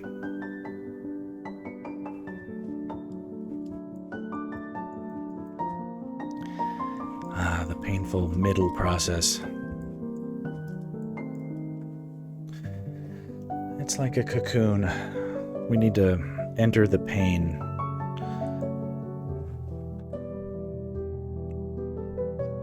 The painful. It may be a... I might get defensive. Might get defensive as I move into these stages, feeling...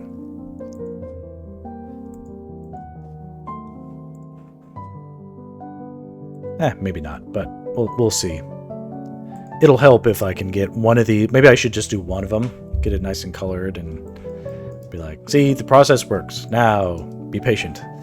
But,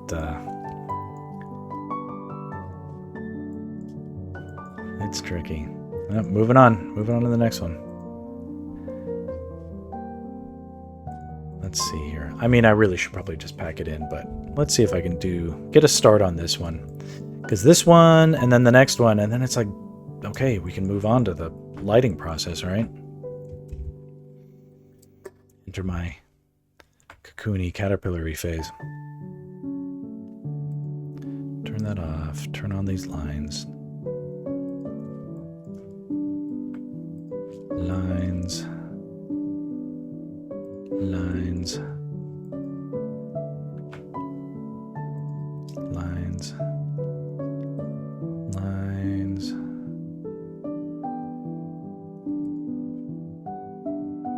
There we go. Okay, now we can read what's going on here.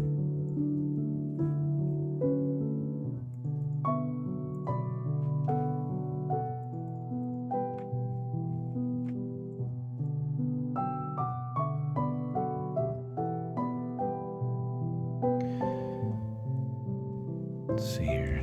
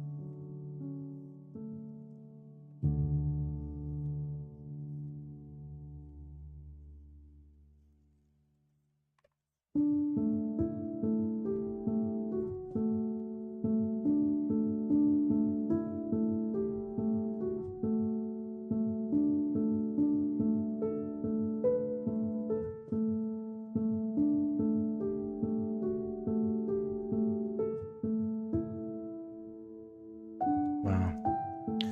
More dropped frames. I don't know what's going on. Possibly I have my bitrate set too high.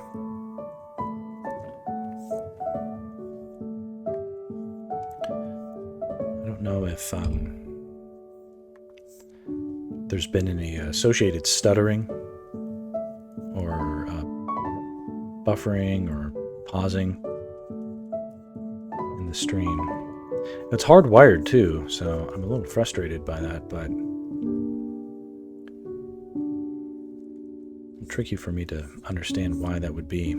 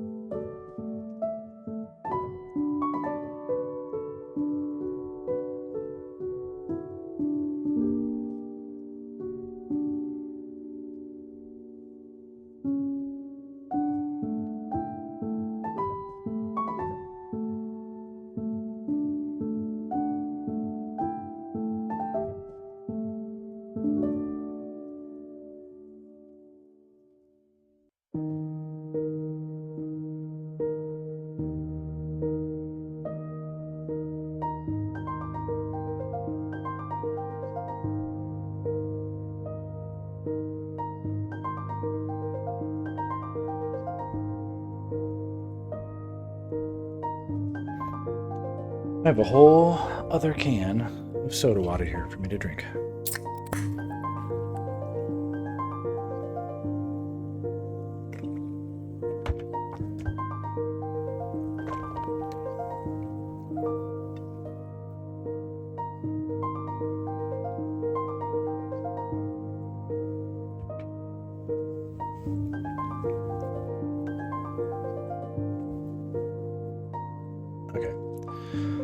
All's well in the world.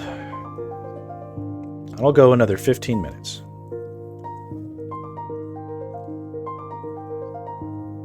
Save something for tomorrow morning. I'm so jazzed. I'm like obsessed with fixing that color thing. Or not fixing it, but redeeming it. It is a redemption.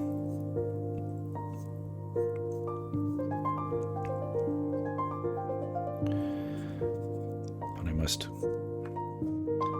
heal myself.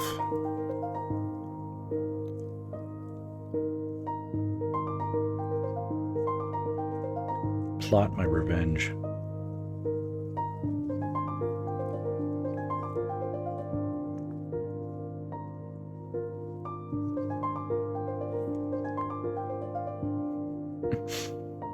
That's hilarious. I'm like, this is going to blow your mind.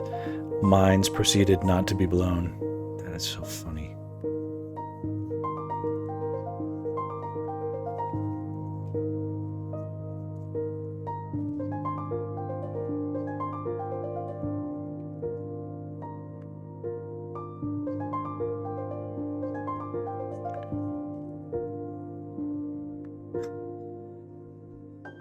Squirrel Reaper, you believe me, right? Someone's got out there's got to believe me.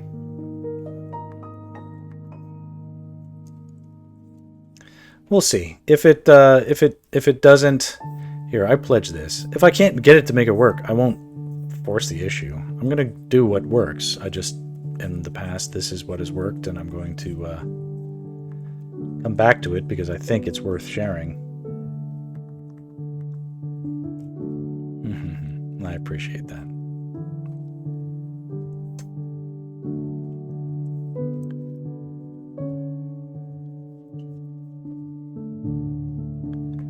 I've learned a lesson. Never hype up a slow art process. Okay, this looks decent so far. It's a little more shaded where the boots are there. Boots are here.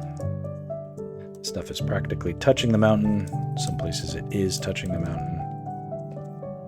The mountain does not give off light, therefore the light will be blocked. Here in the folds near his butt. Butt folds. Definitely light is being blocked. In his armpit, blocked. In the crevices of his clothes, it's blocked. In all these noodling nooks and crannies. Blocked, more so even in the hands and between the fingers. Completely and totally blocked. Touching the mountain, blocked. The hat touches the hair, it's blocked. Neck touches the hat. Collar touches the neck.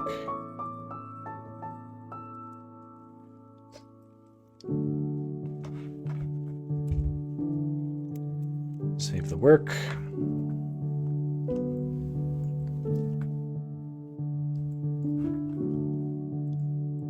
We can shade some rocks. Let's do it.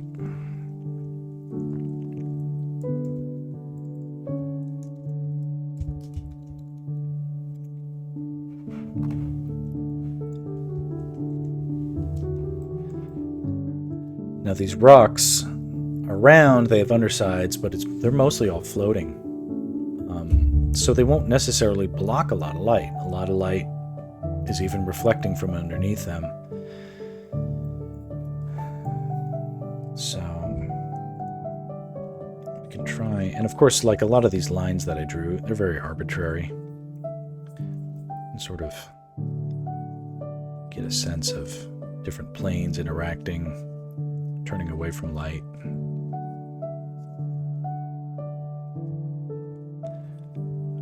sculptural I want to get with it at this stage.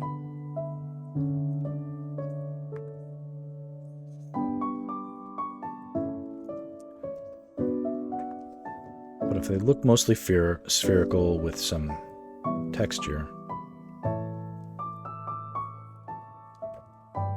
it's probably a good start.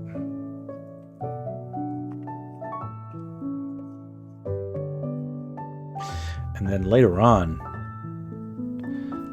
this is a little secret, but they're going to be moving at like high rates of speed, so I'll probably even put a little motion blur on them.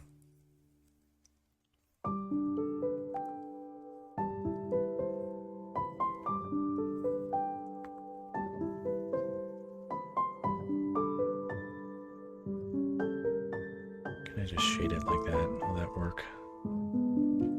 It doesn't look that bad, but these lines have to be kind of going like this.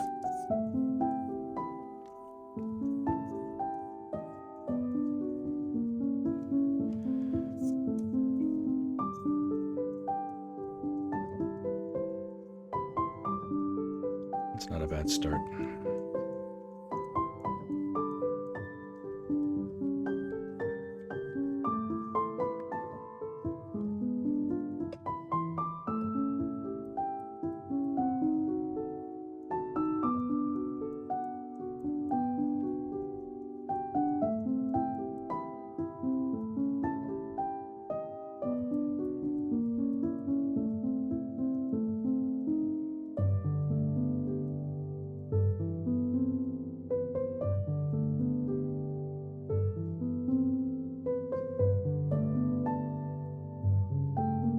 Kind of complements the form.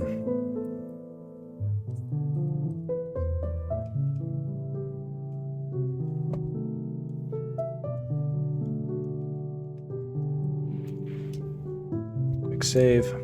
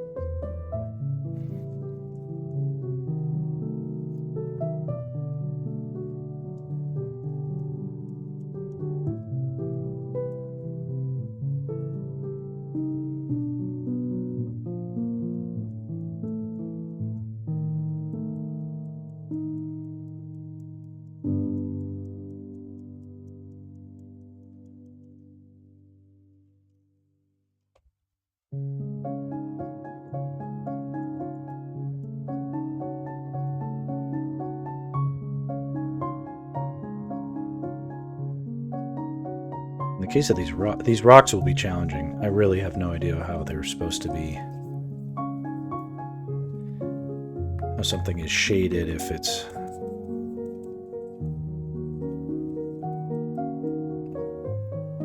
You know, they're irregular shapes, but there's not a lot of like light. It's not like a fold that's getting folded in on itself and having like a lot of light blocked within itself.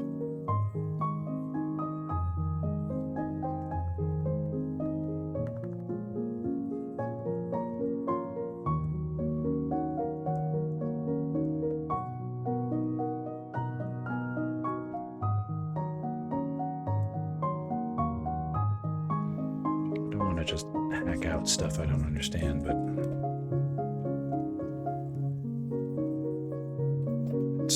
it's pretty much what artists do sometimes.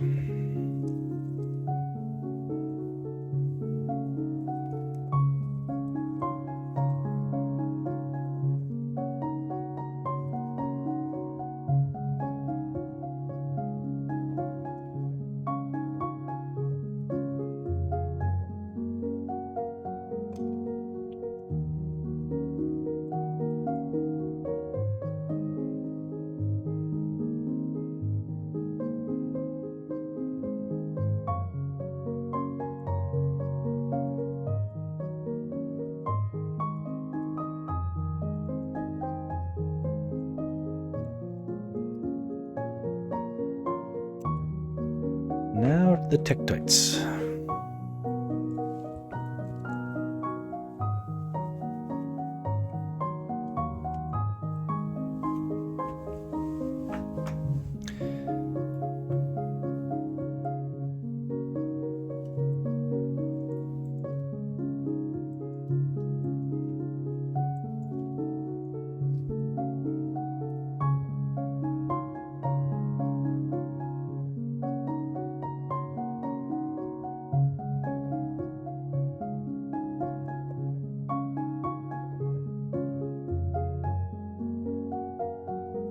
Let's see how we do.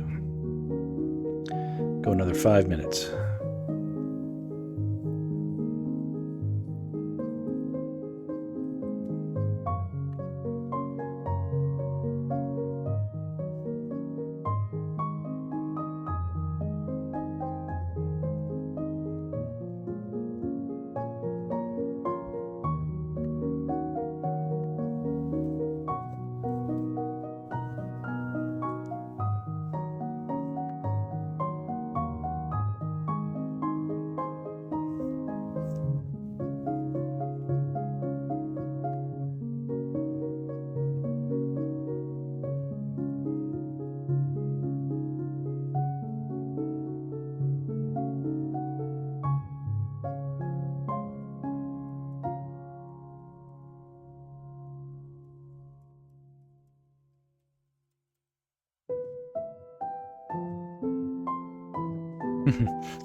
I'm trying to think of, like, can I get up early enough so that literally no one can see me try to figure out that art, the color stuff. I suppose what I could do is just totally just turn off the chat when I do that stuff. That way I'm not even going to be distracted in the least. I'll just assume nobody's watching.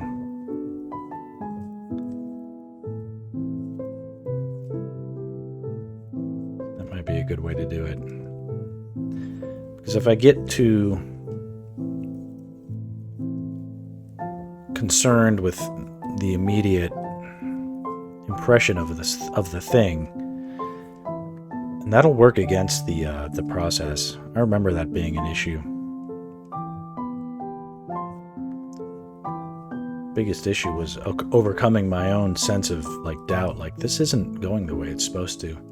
Gotta get that hyper focus. I know it's sort of anathema to, like, be chat agnostic, but you know. Anyway, if you see me doing that on a future stream, that'll be the explanation. And I hope you wouldn't take it personally, because it's really about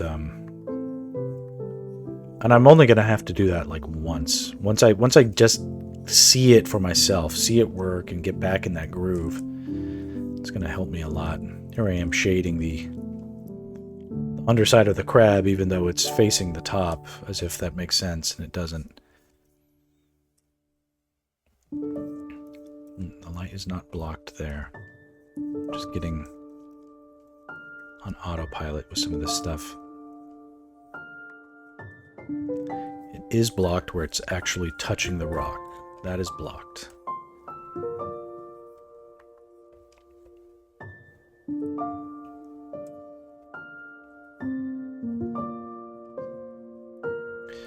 Unlike my drawing sort of stuff, the coloring stuff, I've been out of it for a long time, and it's not second nature to me anymore. And even when it was second nature, it wasn't an instant results kind of reality. It wasn't like that. I should have known better than to hype it up.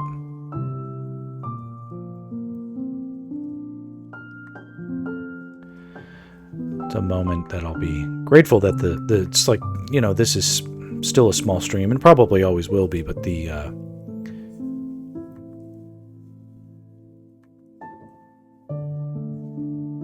know,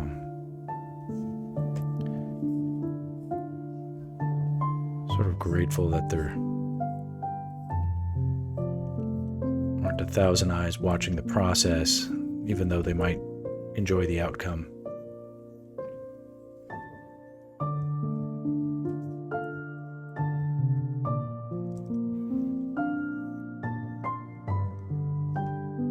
One thing's for sure, though. One way or another, I'm going to make these look as good as I can. As good as I... They're not going to be done until I feel like I threw everything I can do at them.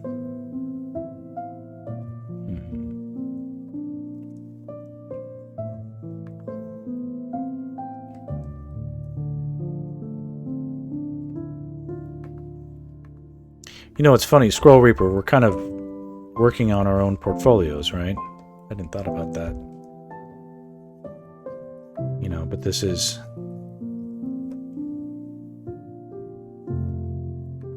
That's always kind of been my approach to like my storyboarding work, is everything is a potential portfolio piece.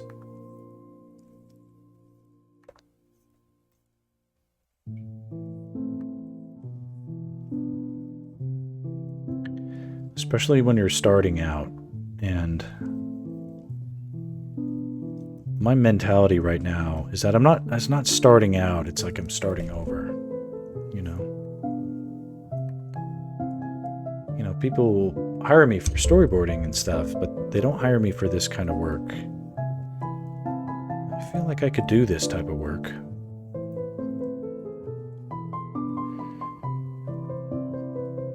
You know, maybe I'll learn a lesson that I should just stick with the storyboarding stuff, but I'm starting to reach those limits, and I want to see what's beyond. What I'm doing right now, it's kind of like concept art, you know? You and me, we're like kind of building our concept art. I mean, you are literally, and I'm kind of. I did have that thought back in my head about the 2D illustration somehow incorporated into 3D, could sculpt her and show a concept to sculpt kind of a thing. That's interesting. If you think you can do it justice,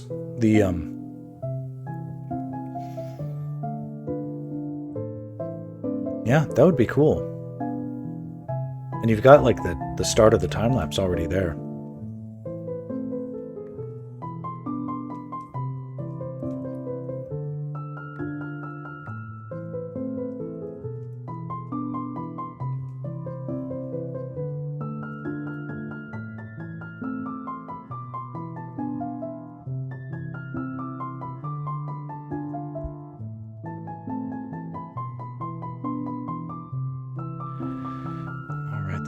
Could go into. I wasn't even thinking of that. Yeah, you totally could.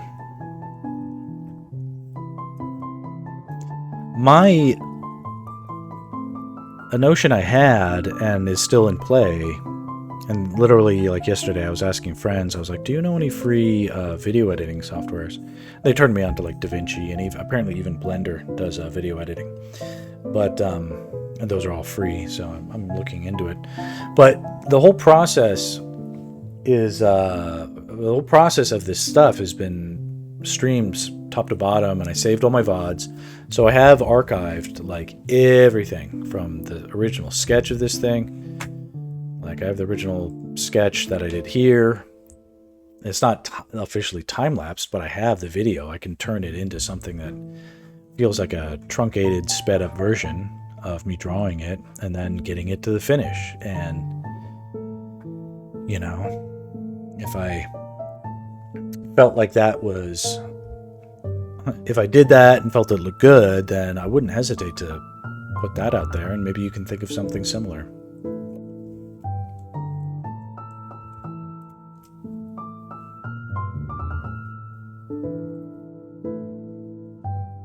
Oh, don't raid me now. I'm in a terrible. Oh, thanks, Ham. You're so sweet. Ham, can you explain where all my dropped frames are coming from? That's too funny. Hi Ham. Hi Hammers. The dropping the hammer. I don't know. My kids are probably watching. You know what's happening is my kids are probably watching Bluey, and my dad is probably watching anime, and it's probably just sucking up all the internet. Anyway, I apologize if there are noticeable drop frames, because according to my OBS there are dropped frames, and I'm not sure what to do about it because everything's hard. No, it's hardwired. my Wi-Fi's turned off. Can't you see this slash right here through the near my head? This slash, that means no Wi-Fi. What? That's crazy. I know. It's nutty. And I turned off my Google. You know, who cares? It's hey, welcome people. I'm just drawing Zelda stuff. This is a cool project.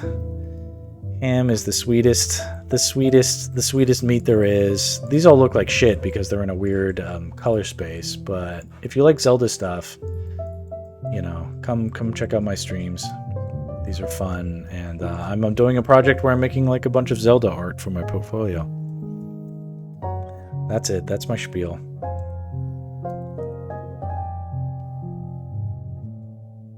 Oh, okay. All right. So, Wind Waker. I don't know if that's my favorite Zelda game. Just kidding. Of course it is. Here, let me do something funny. I've got nothing but love for Wind Waker. See that? See all those hearts? And I just give thumbs up to anything Zelda. That's cool, right? That's neat. You get one of those new MacBooks, you can do that. What is that? What? That's just the thing. All the cool kids with the new MacBooks can do that. Thumbs up makes a big thing. It's just detecting, like, I don't know. I don't know if it's worth the sticker price, but it's kind of cool. Anyway, you've been watching Ham beat Zelda mercilessly. Well, you saw it here first. I discovered it on accident on a work call. I was doing a Zoom. Hey everybody, I'm Max. If you watch Ham, you might also watch my brother Boxer. Boxer is literally my brother, IRL. I'm literally at his house right now and stealing his internet, and yeah, it's a little embarrassing.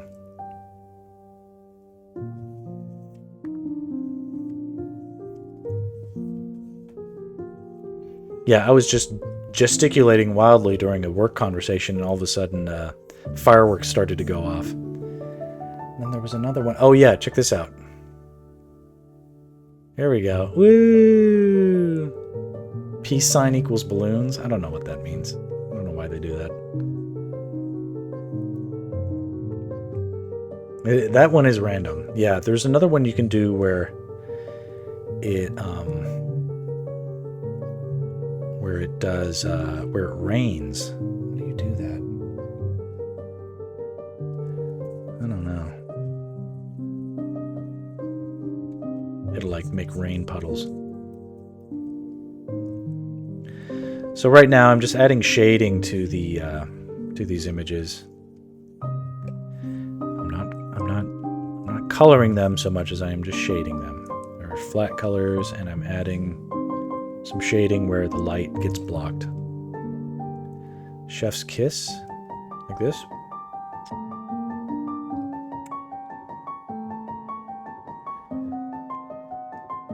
Smoky bish. Yeah.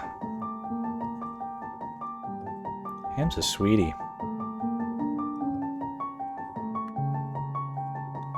Don't hype me up too much. I overhyped myself earlier in the stream and totally fell on my face with trying to demonstrate some coloring techniques. It wasn't that they were bad. It was just I hyped them up so much, and then realized I hadn't colored anything seriously in like 5 years, and yeah, I need to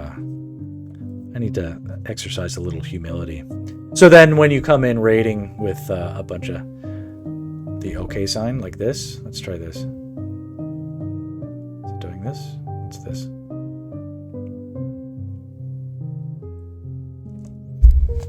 Come on, give me something cool. Let's just look it up online. Apple hand gestures, FaceTime. All the gestures to trigger random effects. So so thumbs up just equals thumbs up emoji. Okay, that looks cool. Single thumbs down equals single thumbs down emoji.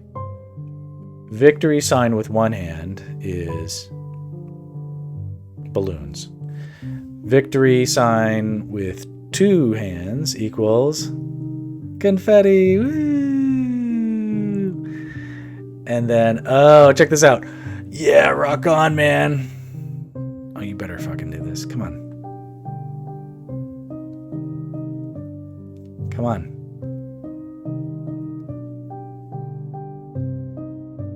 That's what it says it's going to do it. Laser beam. Come on.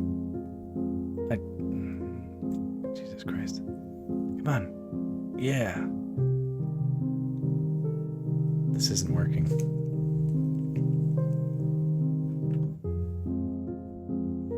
Yeah. And that's it. So. Oh, on both hands. You got to do both hands. Yeah. Woo. We're at a Kiss concert. That's cool. It's kind of rad. Yeah. It's kind of a cringe stream. I'm just drawing and doing my best. Doing my best.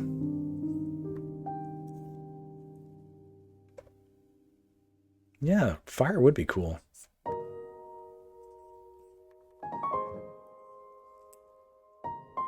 All right. Well, thanks. I'm usually full of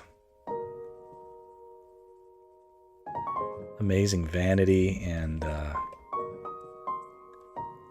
unstoppableness, and yeah, I was really excited to show off a coloring technique that I'm going to be using in a couple of streams. I'm not quite there yet, so I still have to color this scene. Are we all Zelda fans? Is that what's going on? Is everybody was literally watching Ham play Zelda, huh? That's cool. I'm a professional storyboard artist in LA, and I recently put it together that, hey, if they're making a Zelda movie, and I work on, like, I literally do work on video game trailers that become, like, I do cinematic trailers for video game projects for a living, among other things too. But like I've worked on a lot of the Apex Legends trailers and like Clash of Clans and Call of Duty and you know, the recently like a Batman VR trailer, a couple of those. And so it's not beyond me to say that, hey, I have experience on this type of stuff. Maybe I should work on this project. Like maybe I could be on that Zelda movie. I'm a big Zelda fan and I do that kind of work, and why not, right? So this is me just trying to put together a portfolio, and if I can't get on Zelda specifically, then, you know, maybe they'll do a sequel down the road, and I'll be ready for putting out my portfolio for that. But I'm not typically used to putting myself out or my techniques on display for the whole world to see. Storyboard artists are very behind the scenes kind of people, and for a long time that's worked just fine. It's like we do what we do and we let everybody else take the credit, and all that is good. But now things are different, and I'm not sure I want to do that anymore. I'm not sure I'm okay with just taking a paycheck and bowing out, you know. I don't know. I feel like I want to get more involved somehow.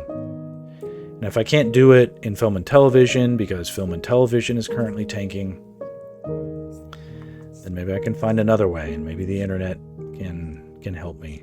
Right now, it's not like I'm struggling, but a lot of people are struggling, and I think a lot of the behind the scenes nature of what we do has come back to sort of bite us in the ass, because if the jobs aren't there, literally just aren't there to hire us, like they've oh, well, we can figure out a way to make more money if we hire people in other countries to do it. It's like, all that is fine. It's like, I guess I can't complain. It's opportunities for other people, but they're also chomping at the bit to like fill those roles with AI and artists that aren't artists. And I don't want to be constantly going off on AI stuff, but AI doesn't make compositions like this. It's not going to give the kind of input that I'm giving, and it doesn't have that experience, and the people who operate AI machines don't either. So, if anything, just not being as complacent with keeping a secret and getting a check. Maybe do something else. Put something out there a little bit more. It's just a thought. Just that's kind of what this is about. How can I make storyboard artists and the people that do what we do more visible, and maybe turn on the public at large more broadly to the potential of hiring humans instead of robots to make things.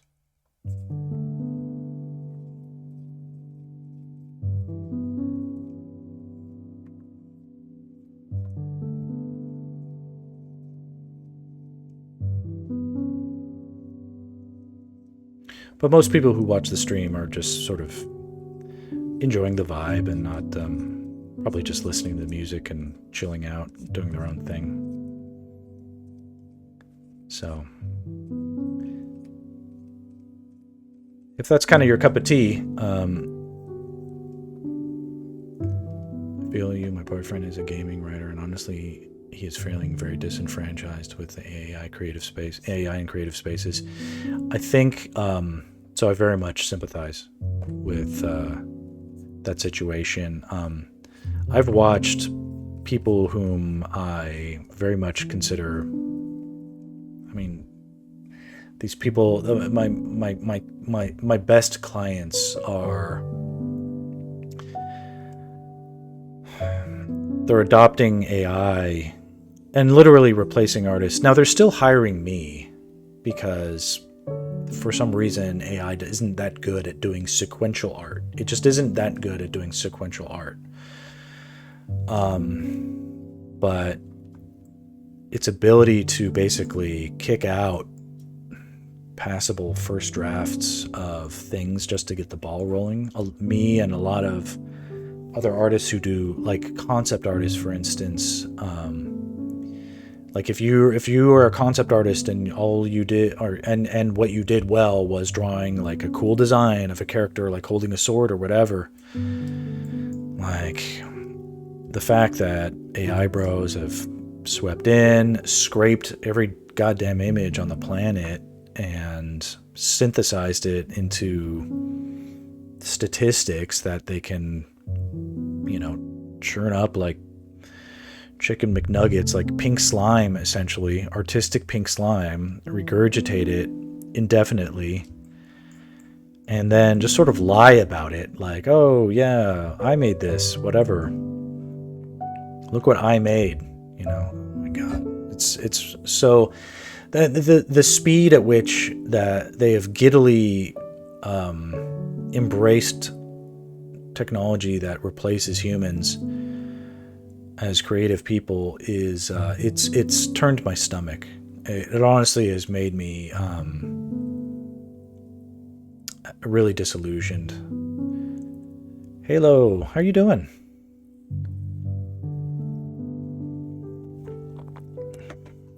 You caught me in the middle of a anti-AI rant, as if it was the first time to happen. But I'm just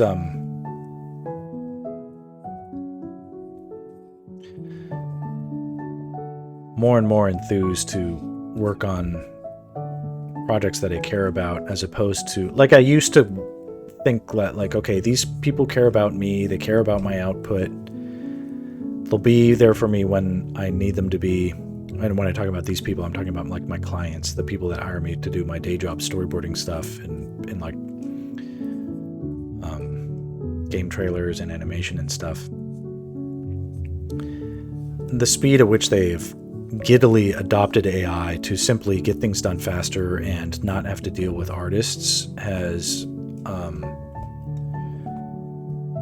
they've just gone full mask off with all of the what was apparent, where I apparently thought, like, though they must appreciate what we do, right? It's like they don't really care about us. They care about just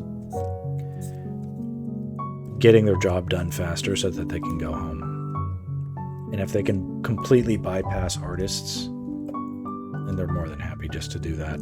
If they can do it without getting caught, like without... Because everybody knows that, like, by and large, consumers actually don't care for low-effort AI slop, at least in terms of paying for it. Nobody wants to pay. Do some digital painting. I'm doing some digital drawing. AI is...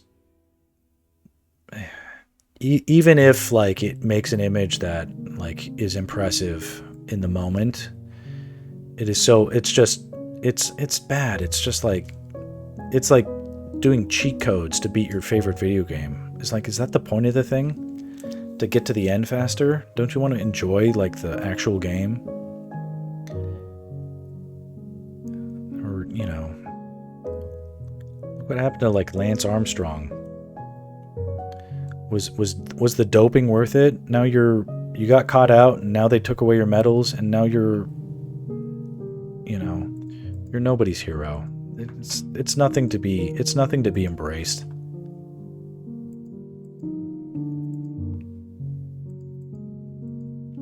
It's like the dark side of creativity.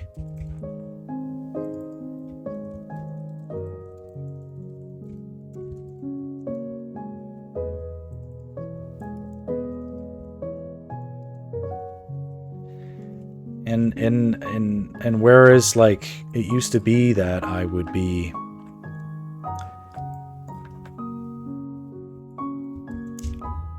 like previously I was like, okay, well, I will contribute my efforts to these projects and they'll be better for it and I'll be better for it too, because they will, their success is my success.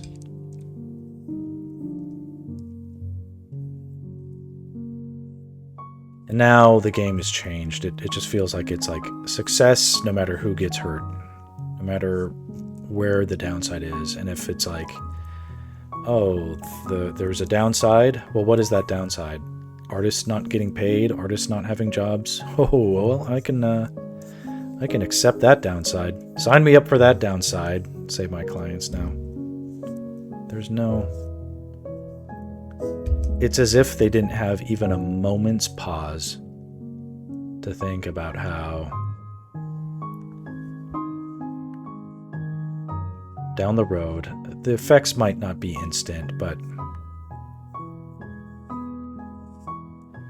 they'll notice eventually what they did wrong. But I'm not going to be in a hurry to reward them. I don't want to...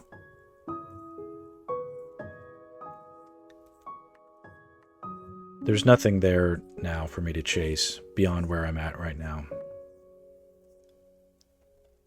I can't redeem what we do for them.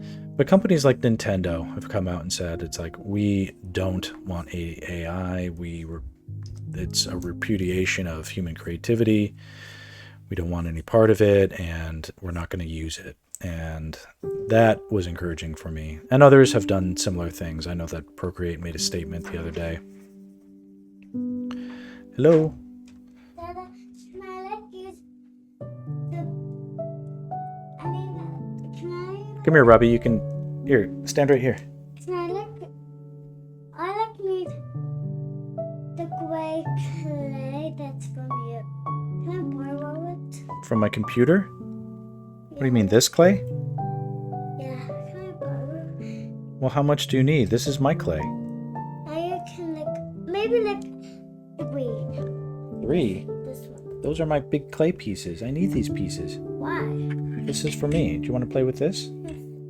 You can play with it. Is it green? Well, it's kind of green or gray. I'm not sure what it is. And I'm gonna try doing a bird hat. I'll put some of it. Okay. Okay, you can use some of that. My kids that are learning how to... Okay, no worries. My kids are just now stepping into their own artistic personalities. My son is 4 and my daughter is 7. And they're constantly making art. And they're really unaware of what's happening right now. How can it be that... I don't know. I don't know what kind of world artists coming up are going to experience, where they have to... ultimately, I suppose what will have to happen is the bar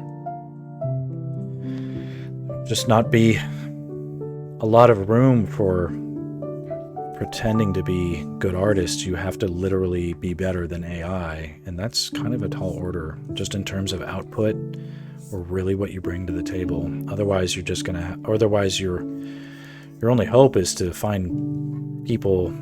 The entertainment industry is basically embracing AI art without a moment's pause or reconciliation. So at that point, where can human artists find a place? I'm not quite sure, but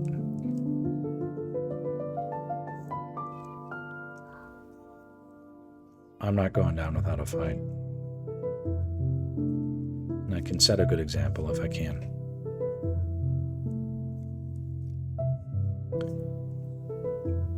The Zelda project feels like it's, not getting...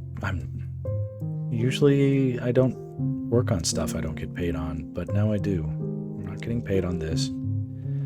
I love it.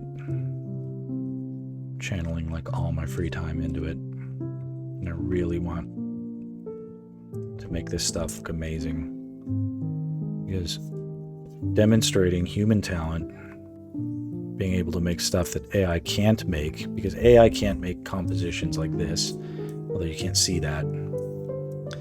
But I can bust it out.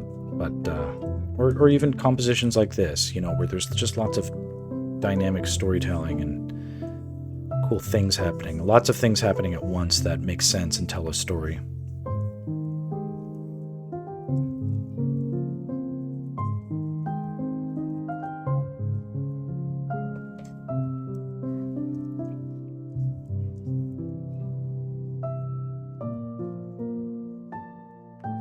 Anyway, it's my little rant. I don't know if anybody's really listening, but it's sort of the goal.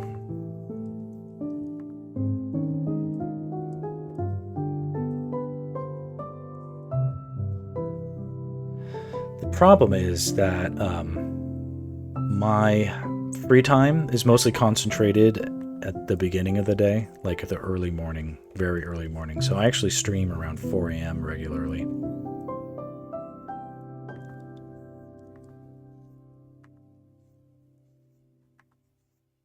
But if you do follow me, I appreciate it.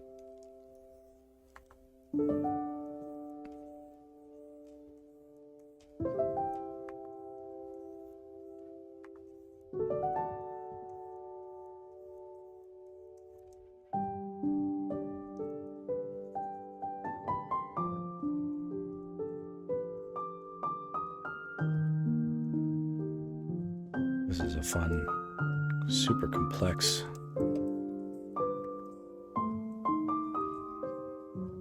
rock face. I don't know what I was thinking. Just in the kitchen, cooking away. Got the Bluetooth earbuds in. Good. I was supposed to stop, but then Ham came in with the Raiders of the Lost Triforce. And oh, that's a fun name. And now I feel a little more energized.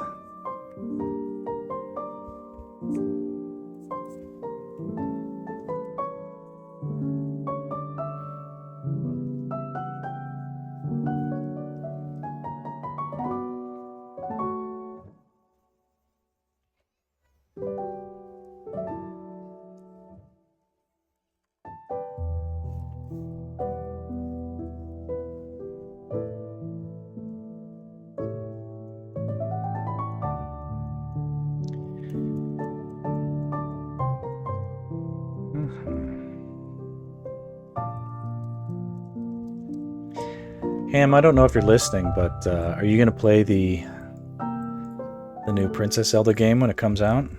Please say yes. Please say yes.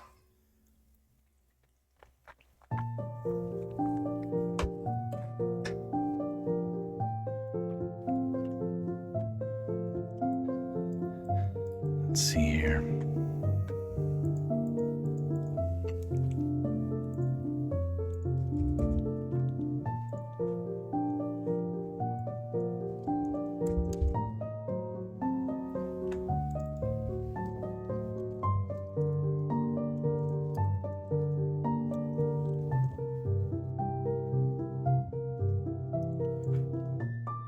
I may have to.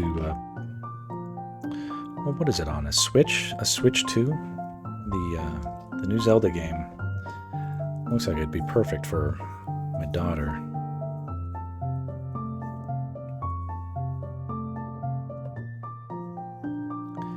I may have to pick up a console just so I can play with her.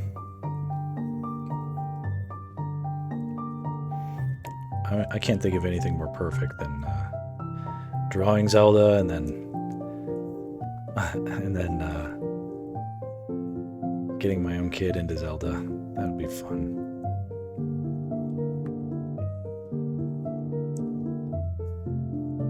And I think I was playing the NES Zelda when I was her age right now. She's 7, so I think that timeline makes sense.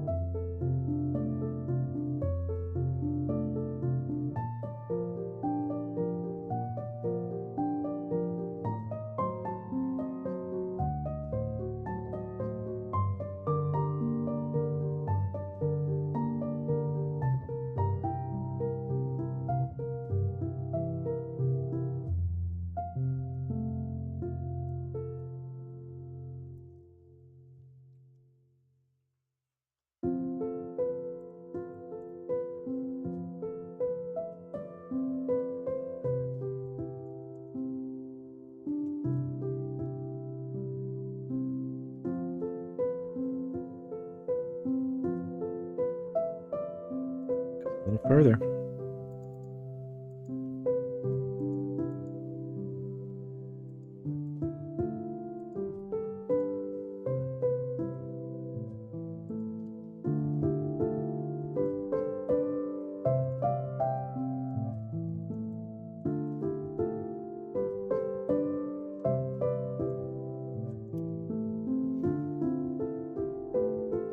I really am going over time because it's nearly 9 o'clock. But I don't hear my wife complaining yet.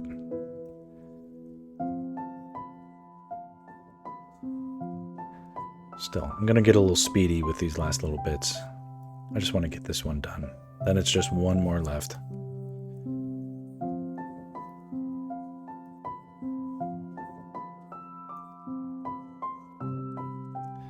The occlusion shading is a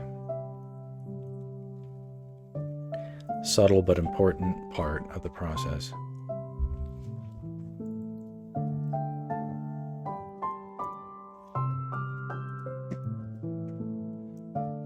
Hi, Robbie. Maybe on the edge of this thing. Maybe like about this thing. Do you need more bits of clay? Yeah, can I like have? Because I'm gonna make. Yeah, that. Is that enough? Don't put it in your mouth, okay? And don't put this stuff in your nose. Here, a little more. Okay. This is much. Don't put it in.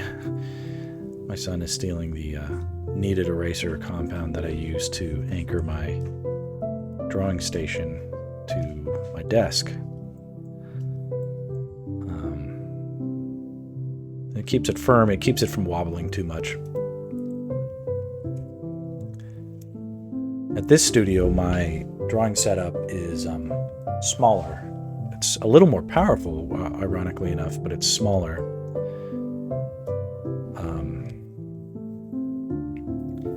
And it's not as anchored into place. So a lot of the energy transference when I draw, because I draw vigorously, it can shake the whole screen.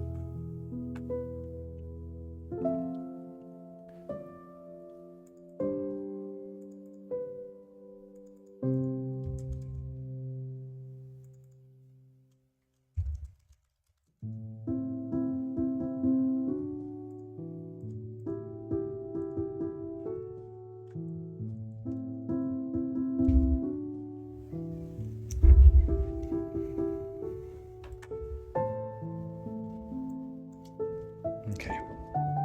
A little bit of shading on this mountaintop.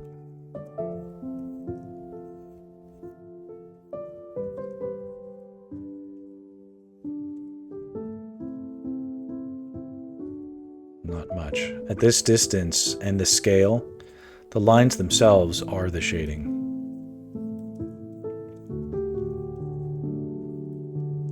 So it really doesn't need anything.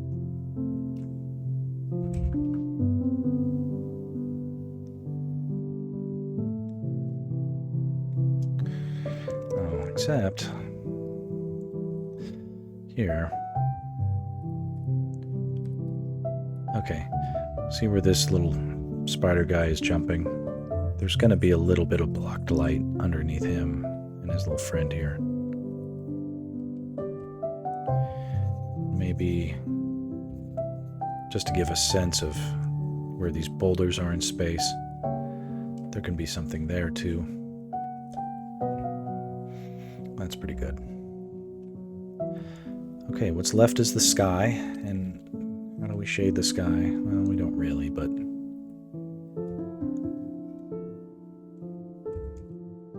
let's do it anyway. Just a little bit of dimension.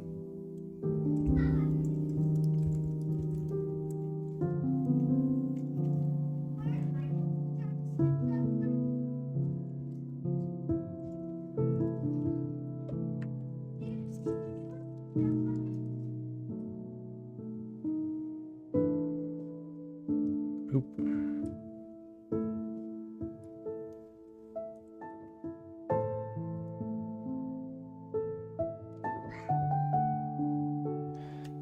Like this. Make it white. Okay.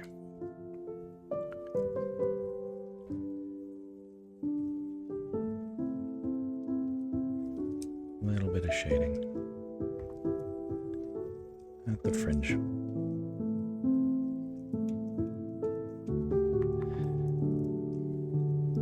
Down the road, I mean, I treat Death Mountain like it's a volcano.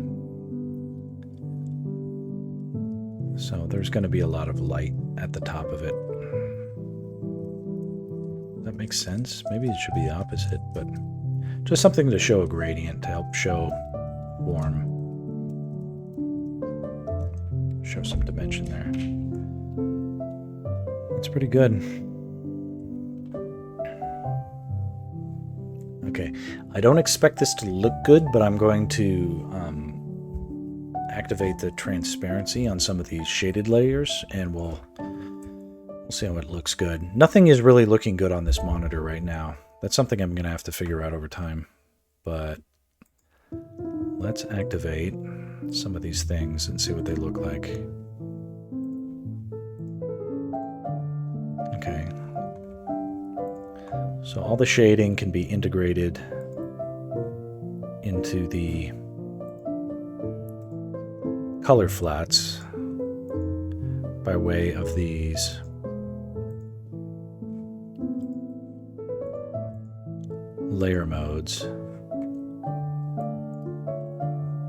that when we enable them, there are some of these were already done earlier in the process. They sort of represent design shading to guide the eye, guide the final design a little bit. That's kind of cool. There's some unexpected things that are happening with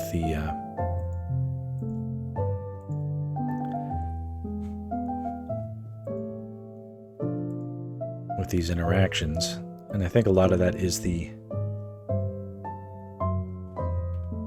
of course everything that's going to happen on this mountain is going to look weird because the truth is I picked the wrong colors for the mountain. Not so much on purpose, but it's not that they're wrong. It's just they're not going to show any of the design. Yeah, things basically look better if I just turn that stuff off, but maybe if I turn them down by half.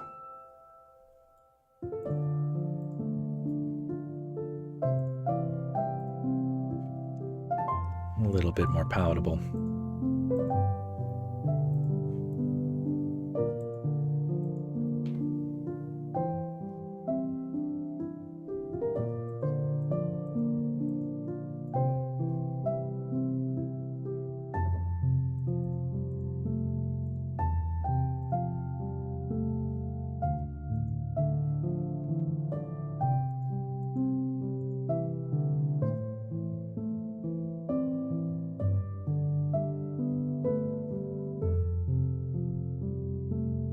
That's weird.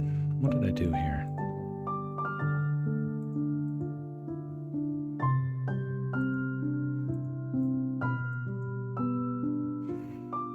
Oh, there we go. There we go. Again, this looks atrocious, but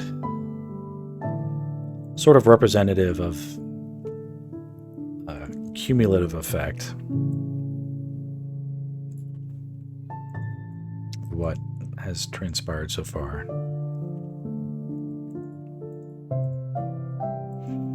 I earlier was making an analogy that at this halfway point, things get uncomfortable. There's almost a little bit of I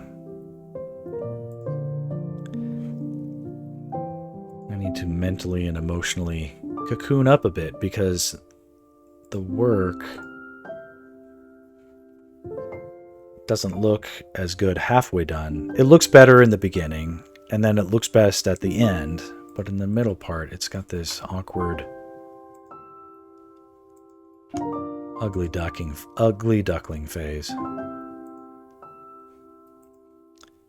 And that's what I'm dealing with right now, is entering that phase. Well, it's not the worst thing in the world, but won't be representative of the final. All right, so I'm going to save right now. And I don't know if anybody... I probably lost everybody. I don't know. And now I'm too sad to care. No, just kidding. If you turn in tomorrow, do so at 4 a.m. because I'm getting up early and I'm going to crush this fun composition. Moblin Madness is the final boss. Not really the final boss, but it is it's a bit of a Bit of a boss of a composition. And again, it's one of those things that AI can't do. AI doesn't make shit like this. There are hundreds of enemies, or what feels like hundreds of enemies in a world that goes on forever. In an unexpected terrain, at the fun angles, we've got heroes, we've got princesses. Turning on all these lines, we can see fun stuff to come. There's Zelda.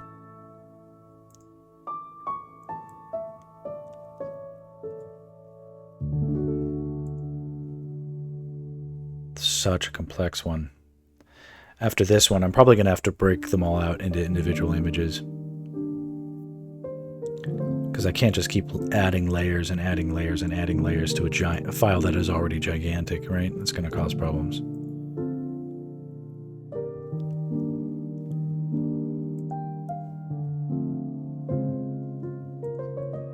Lines, lines, lines. More lines. Lines, lines, and more lines.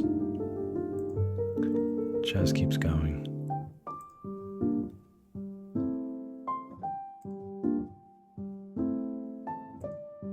Hell yeah.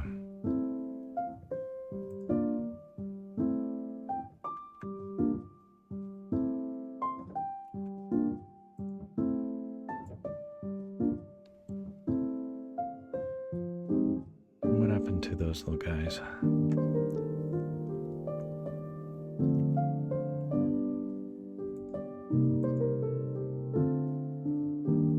There we go. Citizen lines. There we go.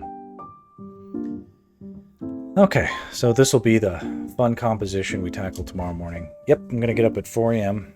and crush this thing. Get as far as I can. And hopefully finish it so that I can get in and actually color all this stuff. Because all this is fake color. Fake color, and I have to draw my way out of it. And so, okay, cool. All right, well, let me end on something positive.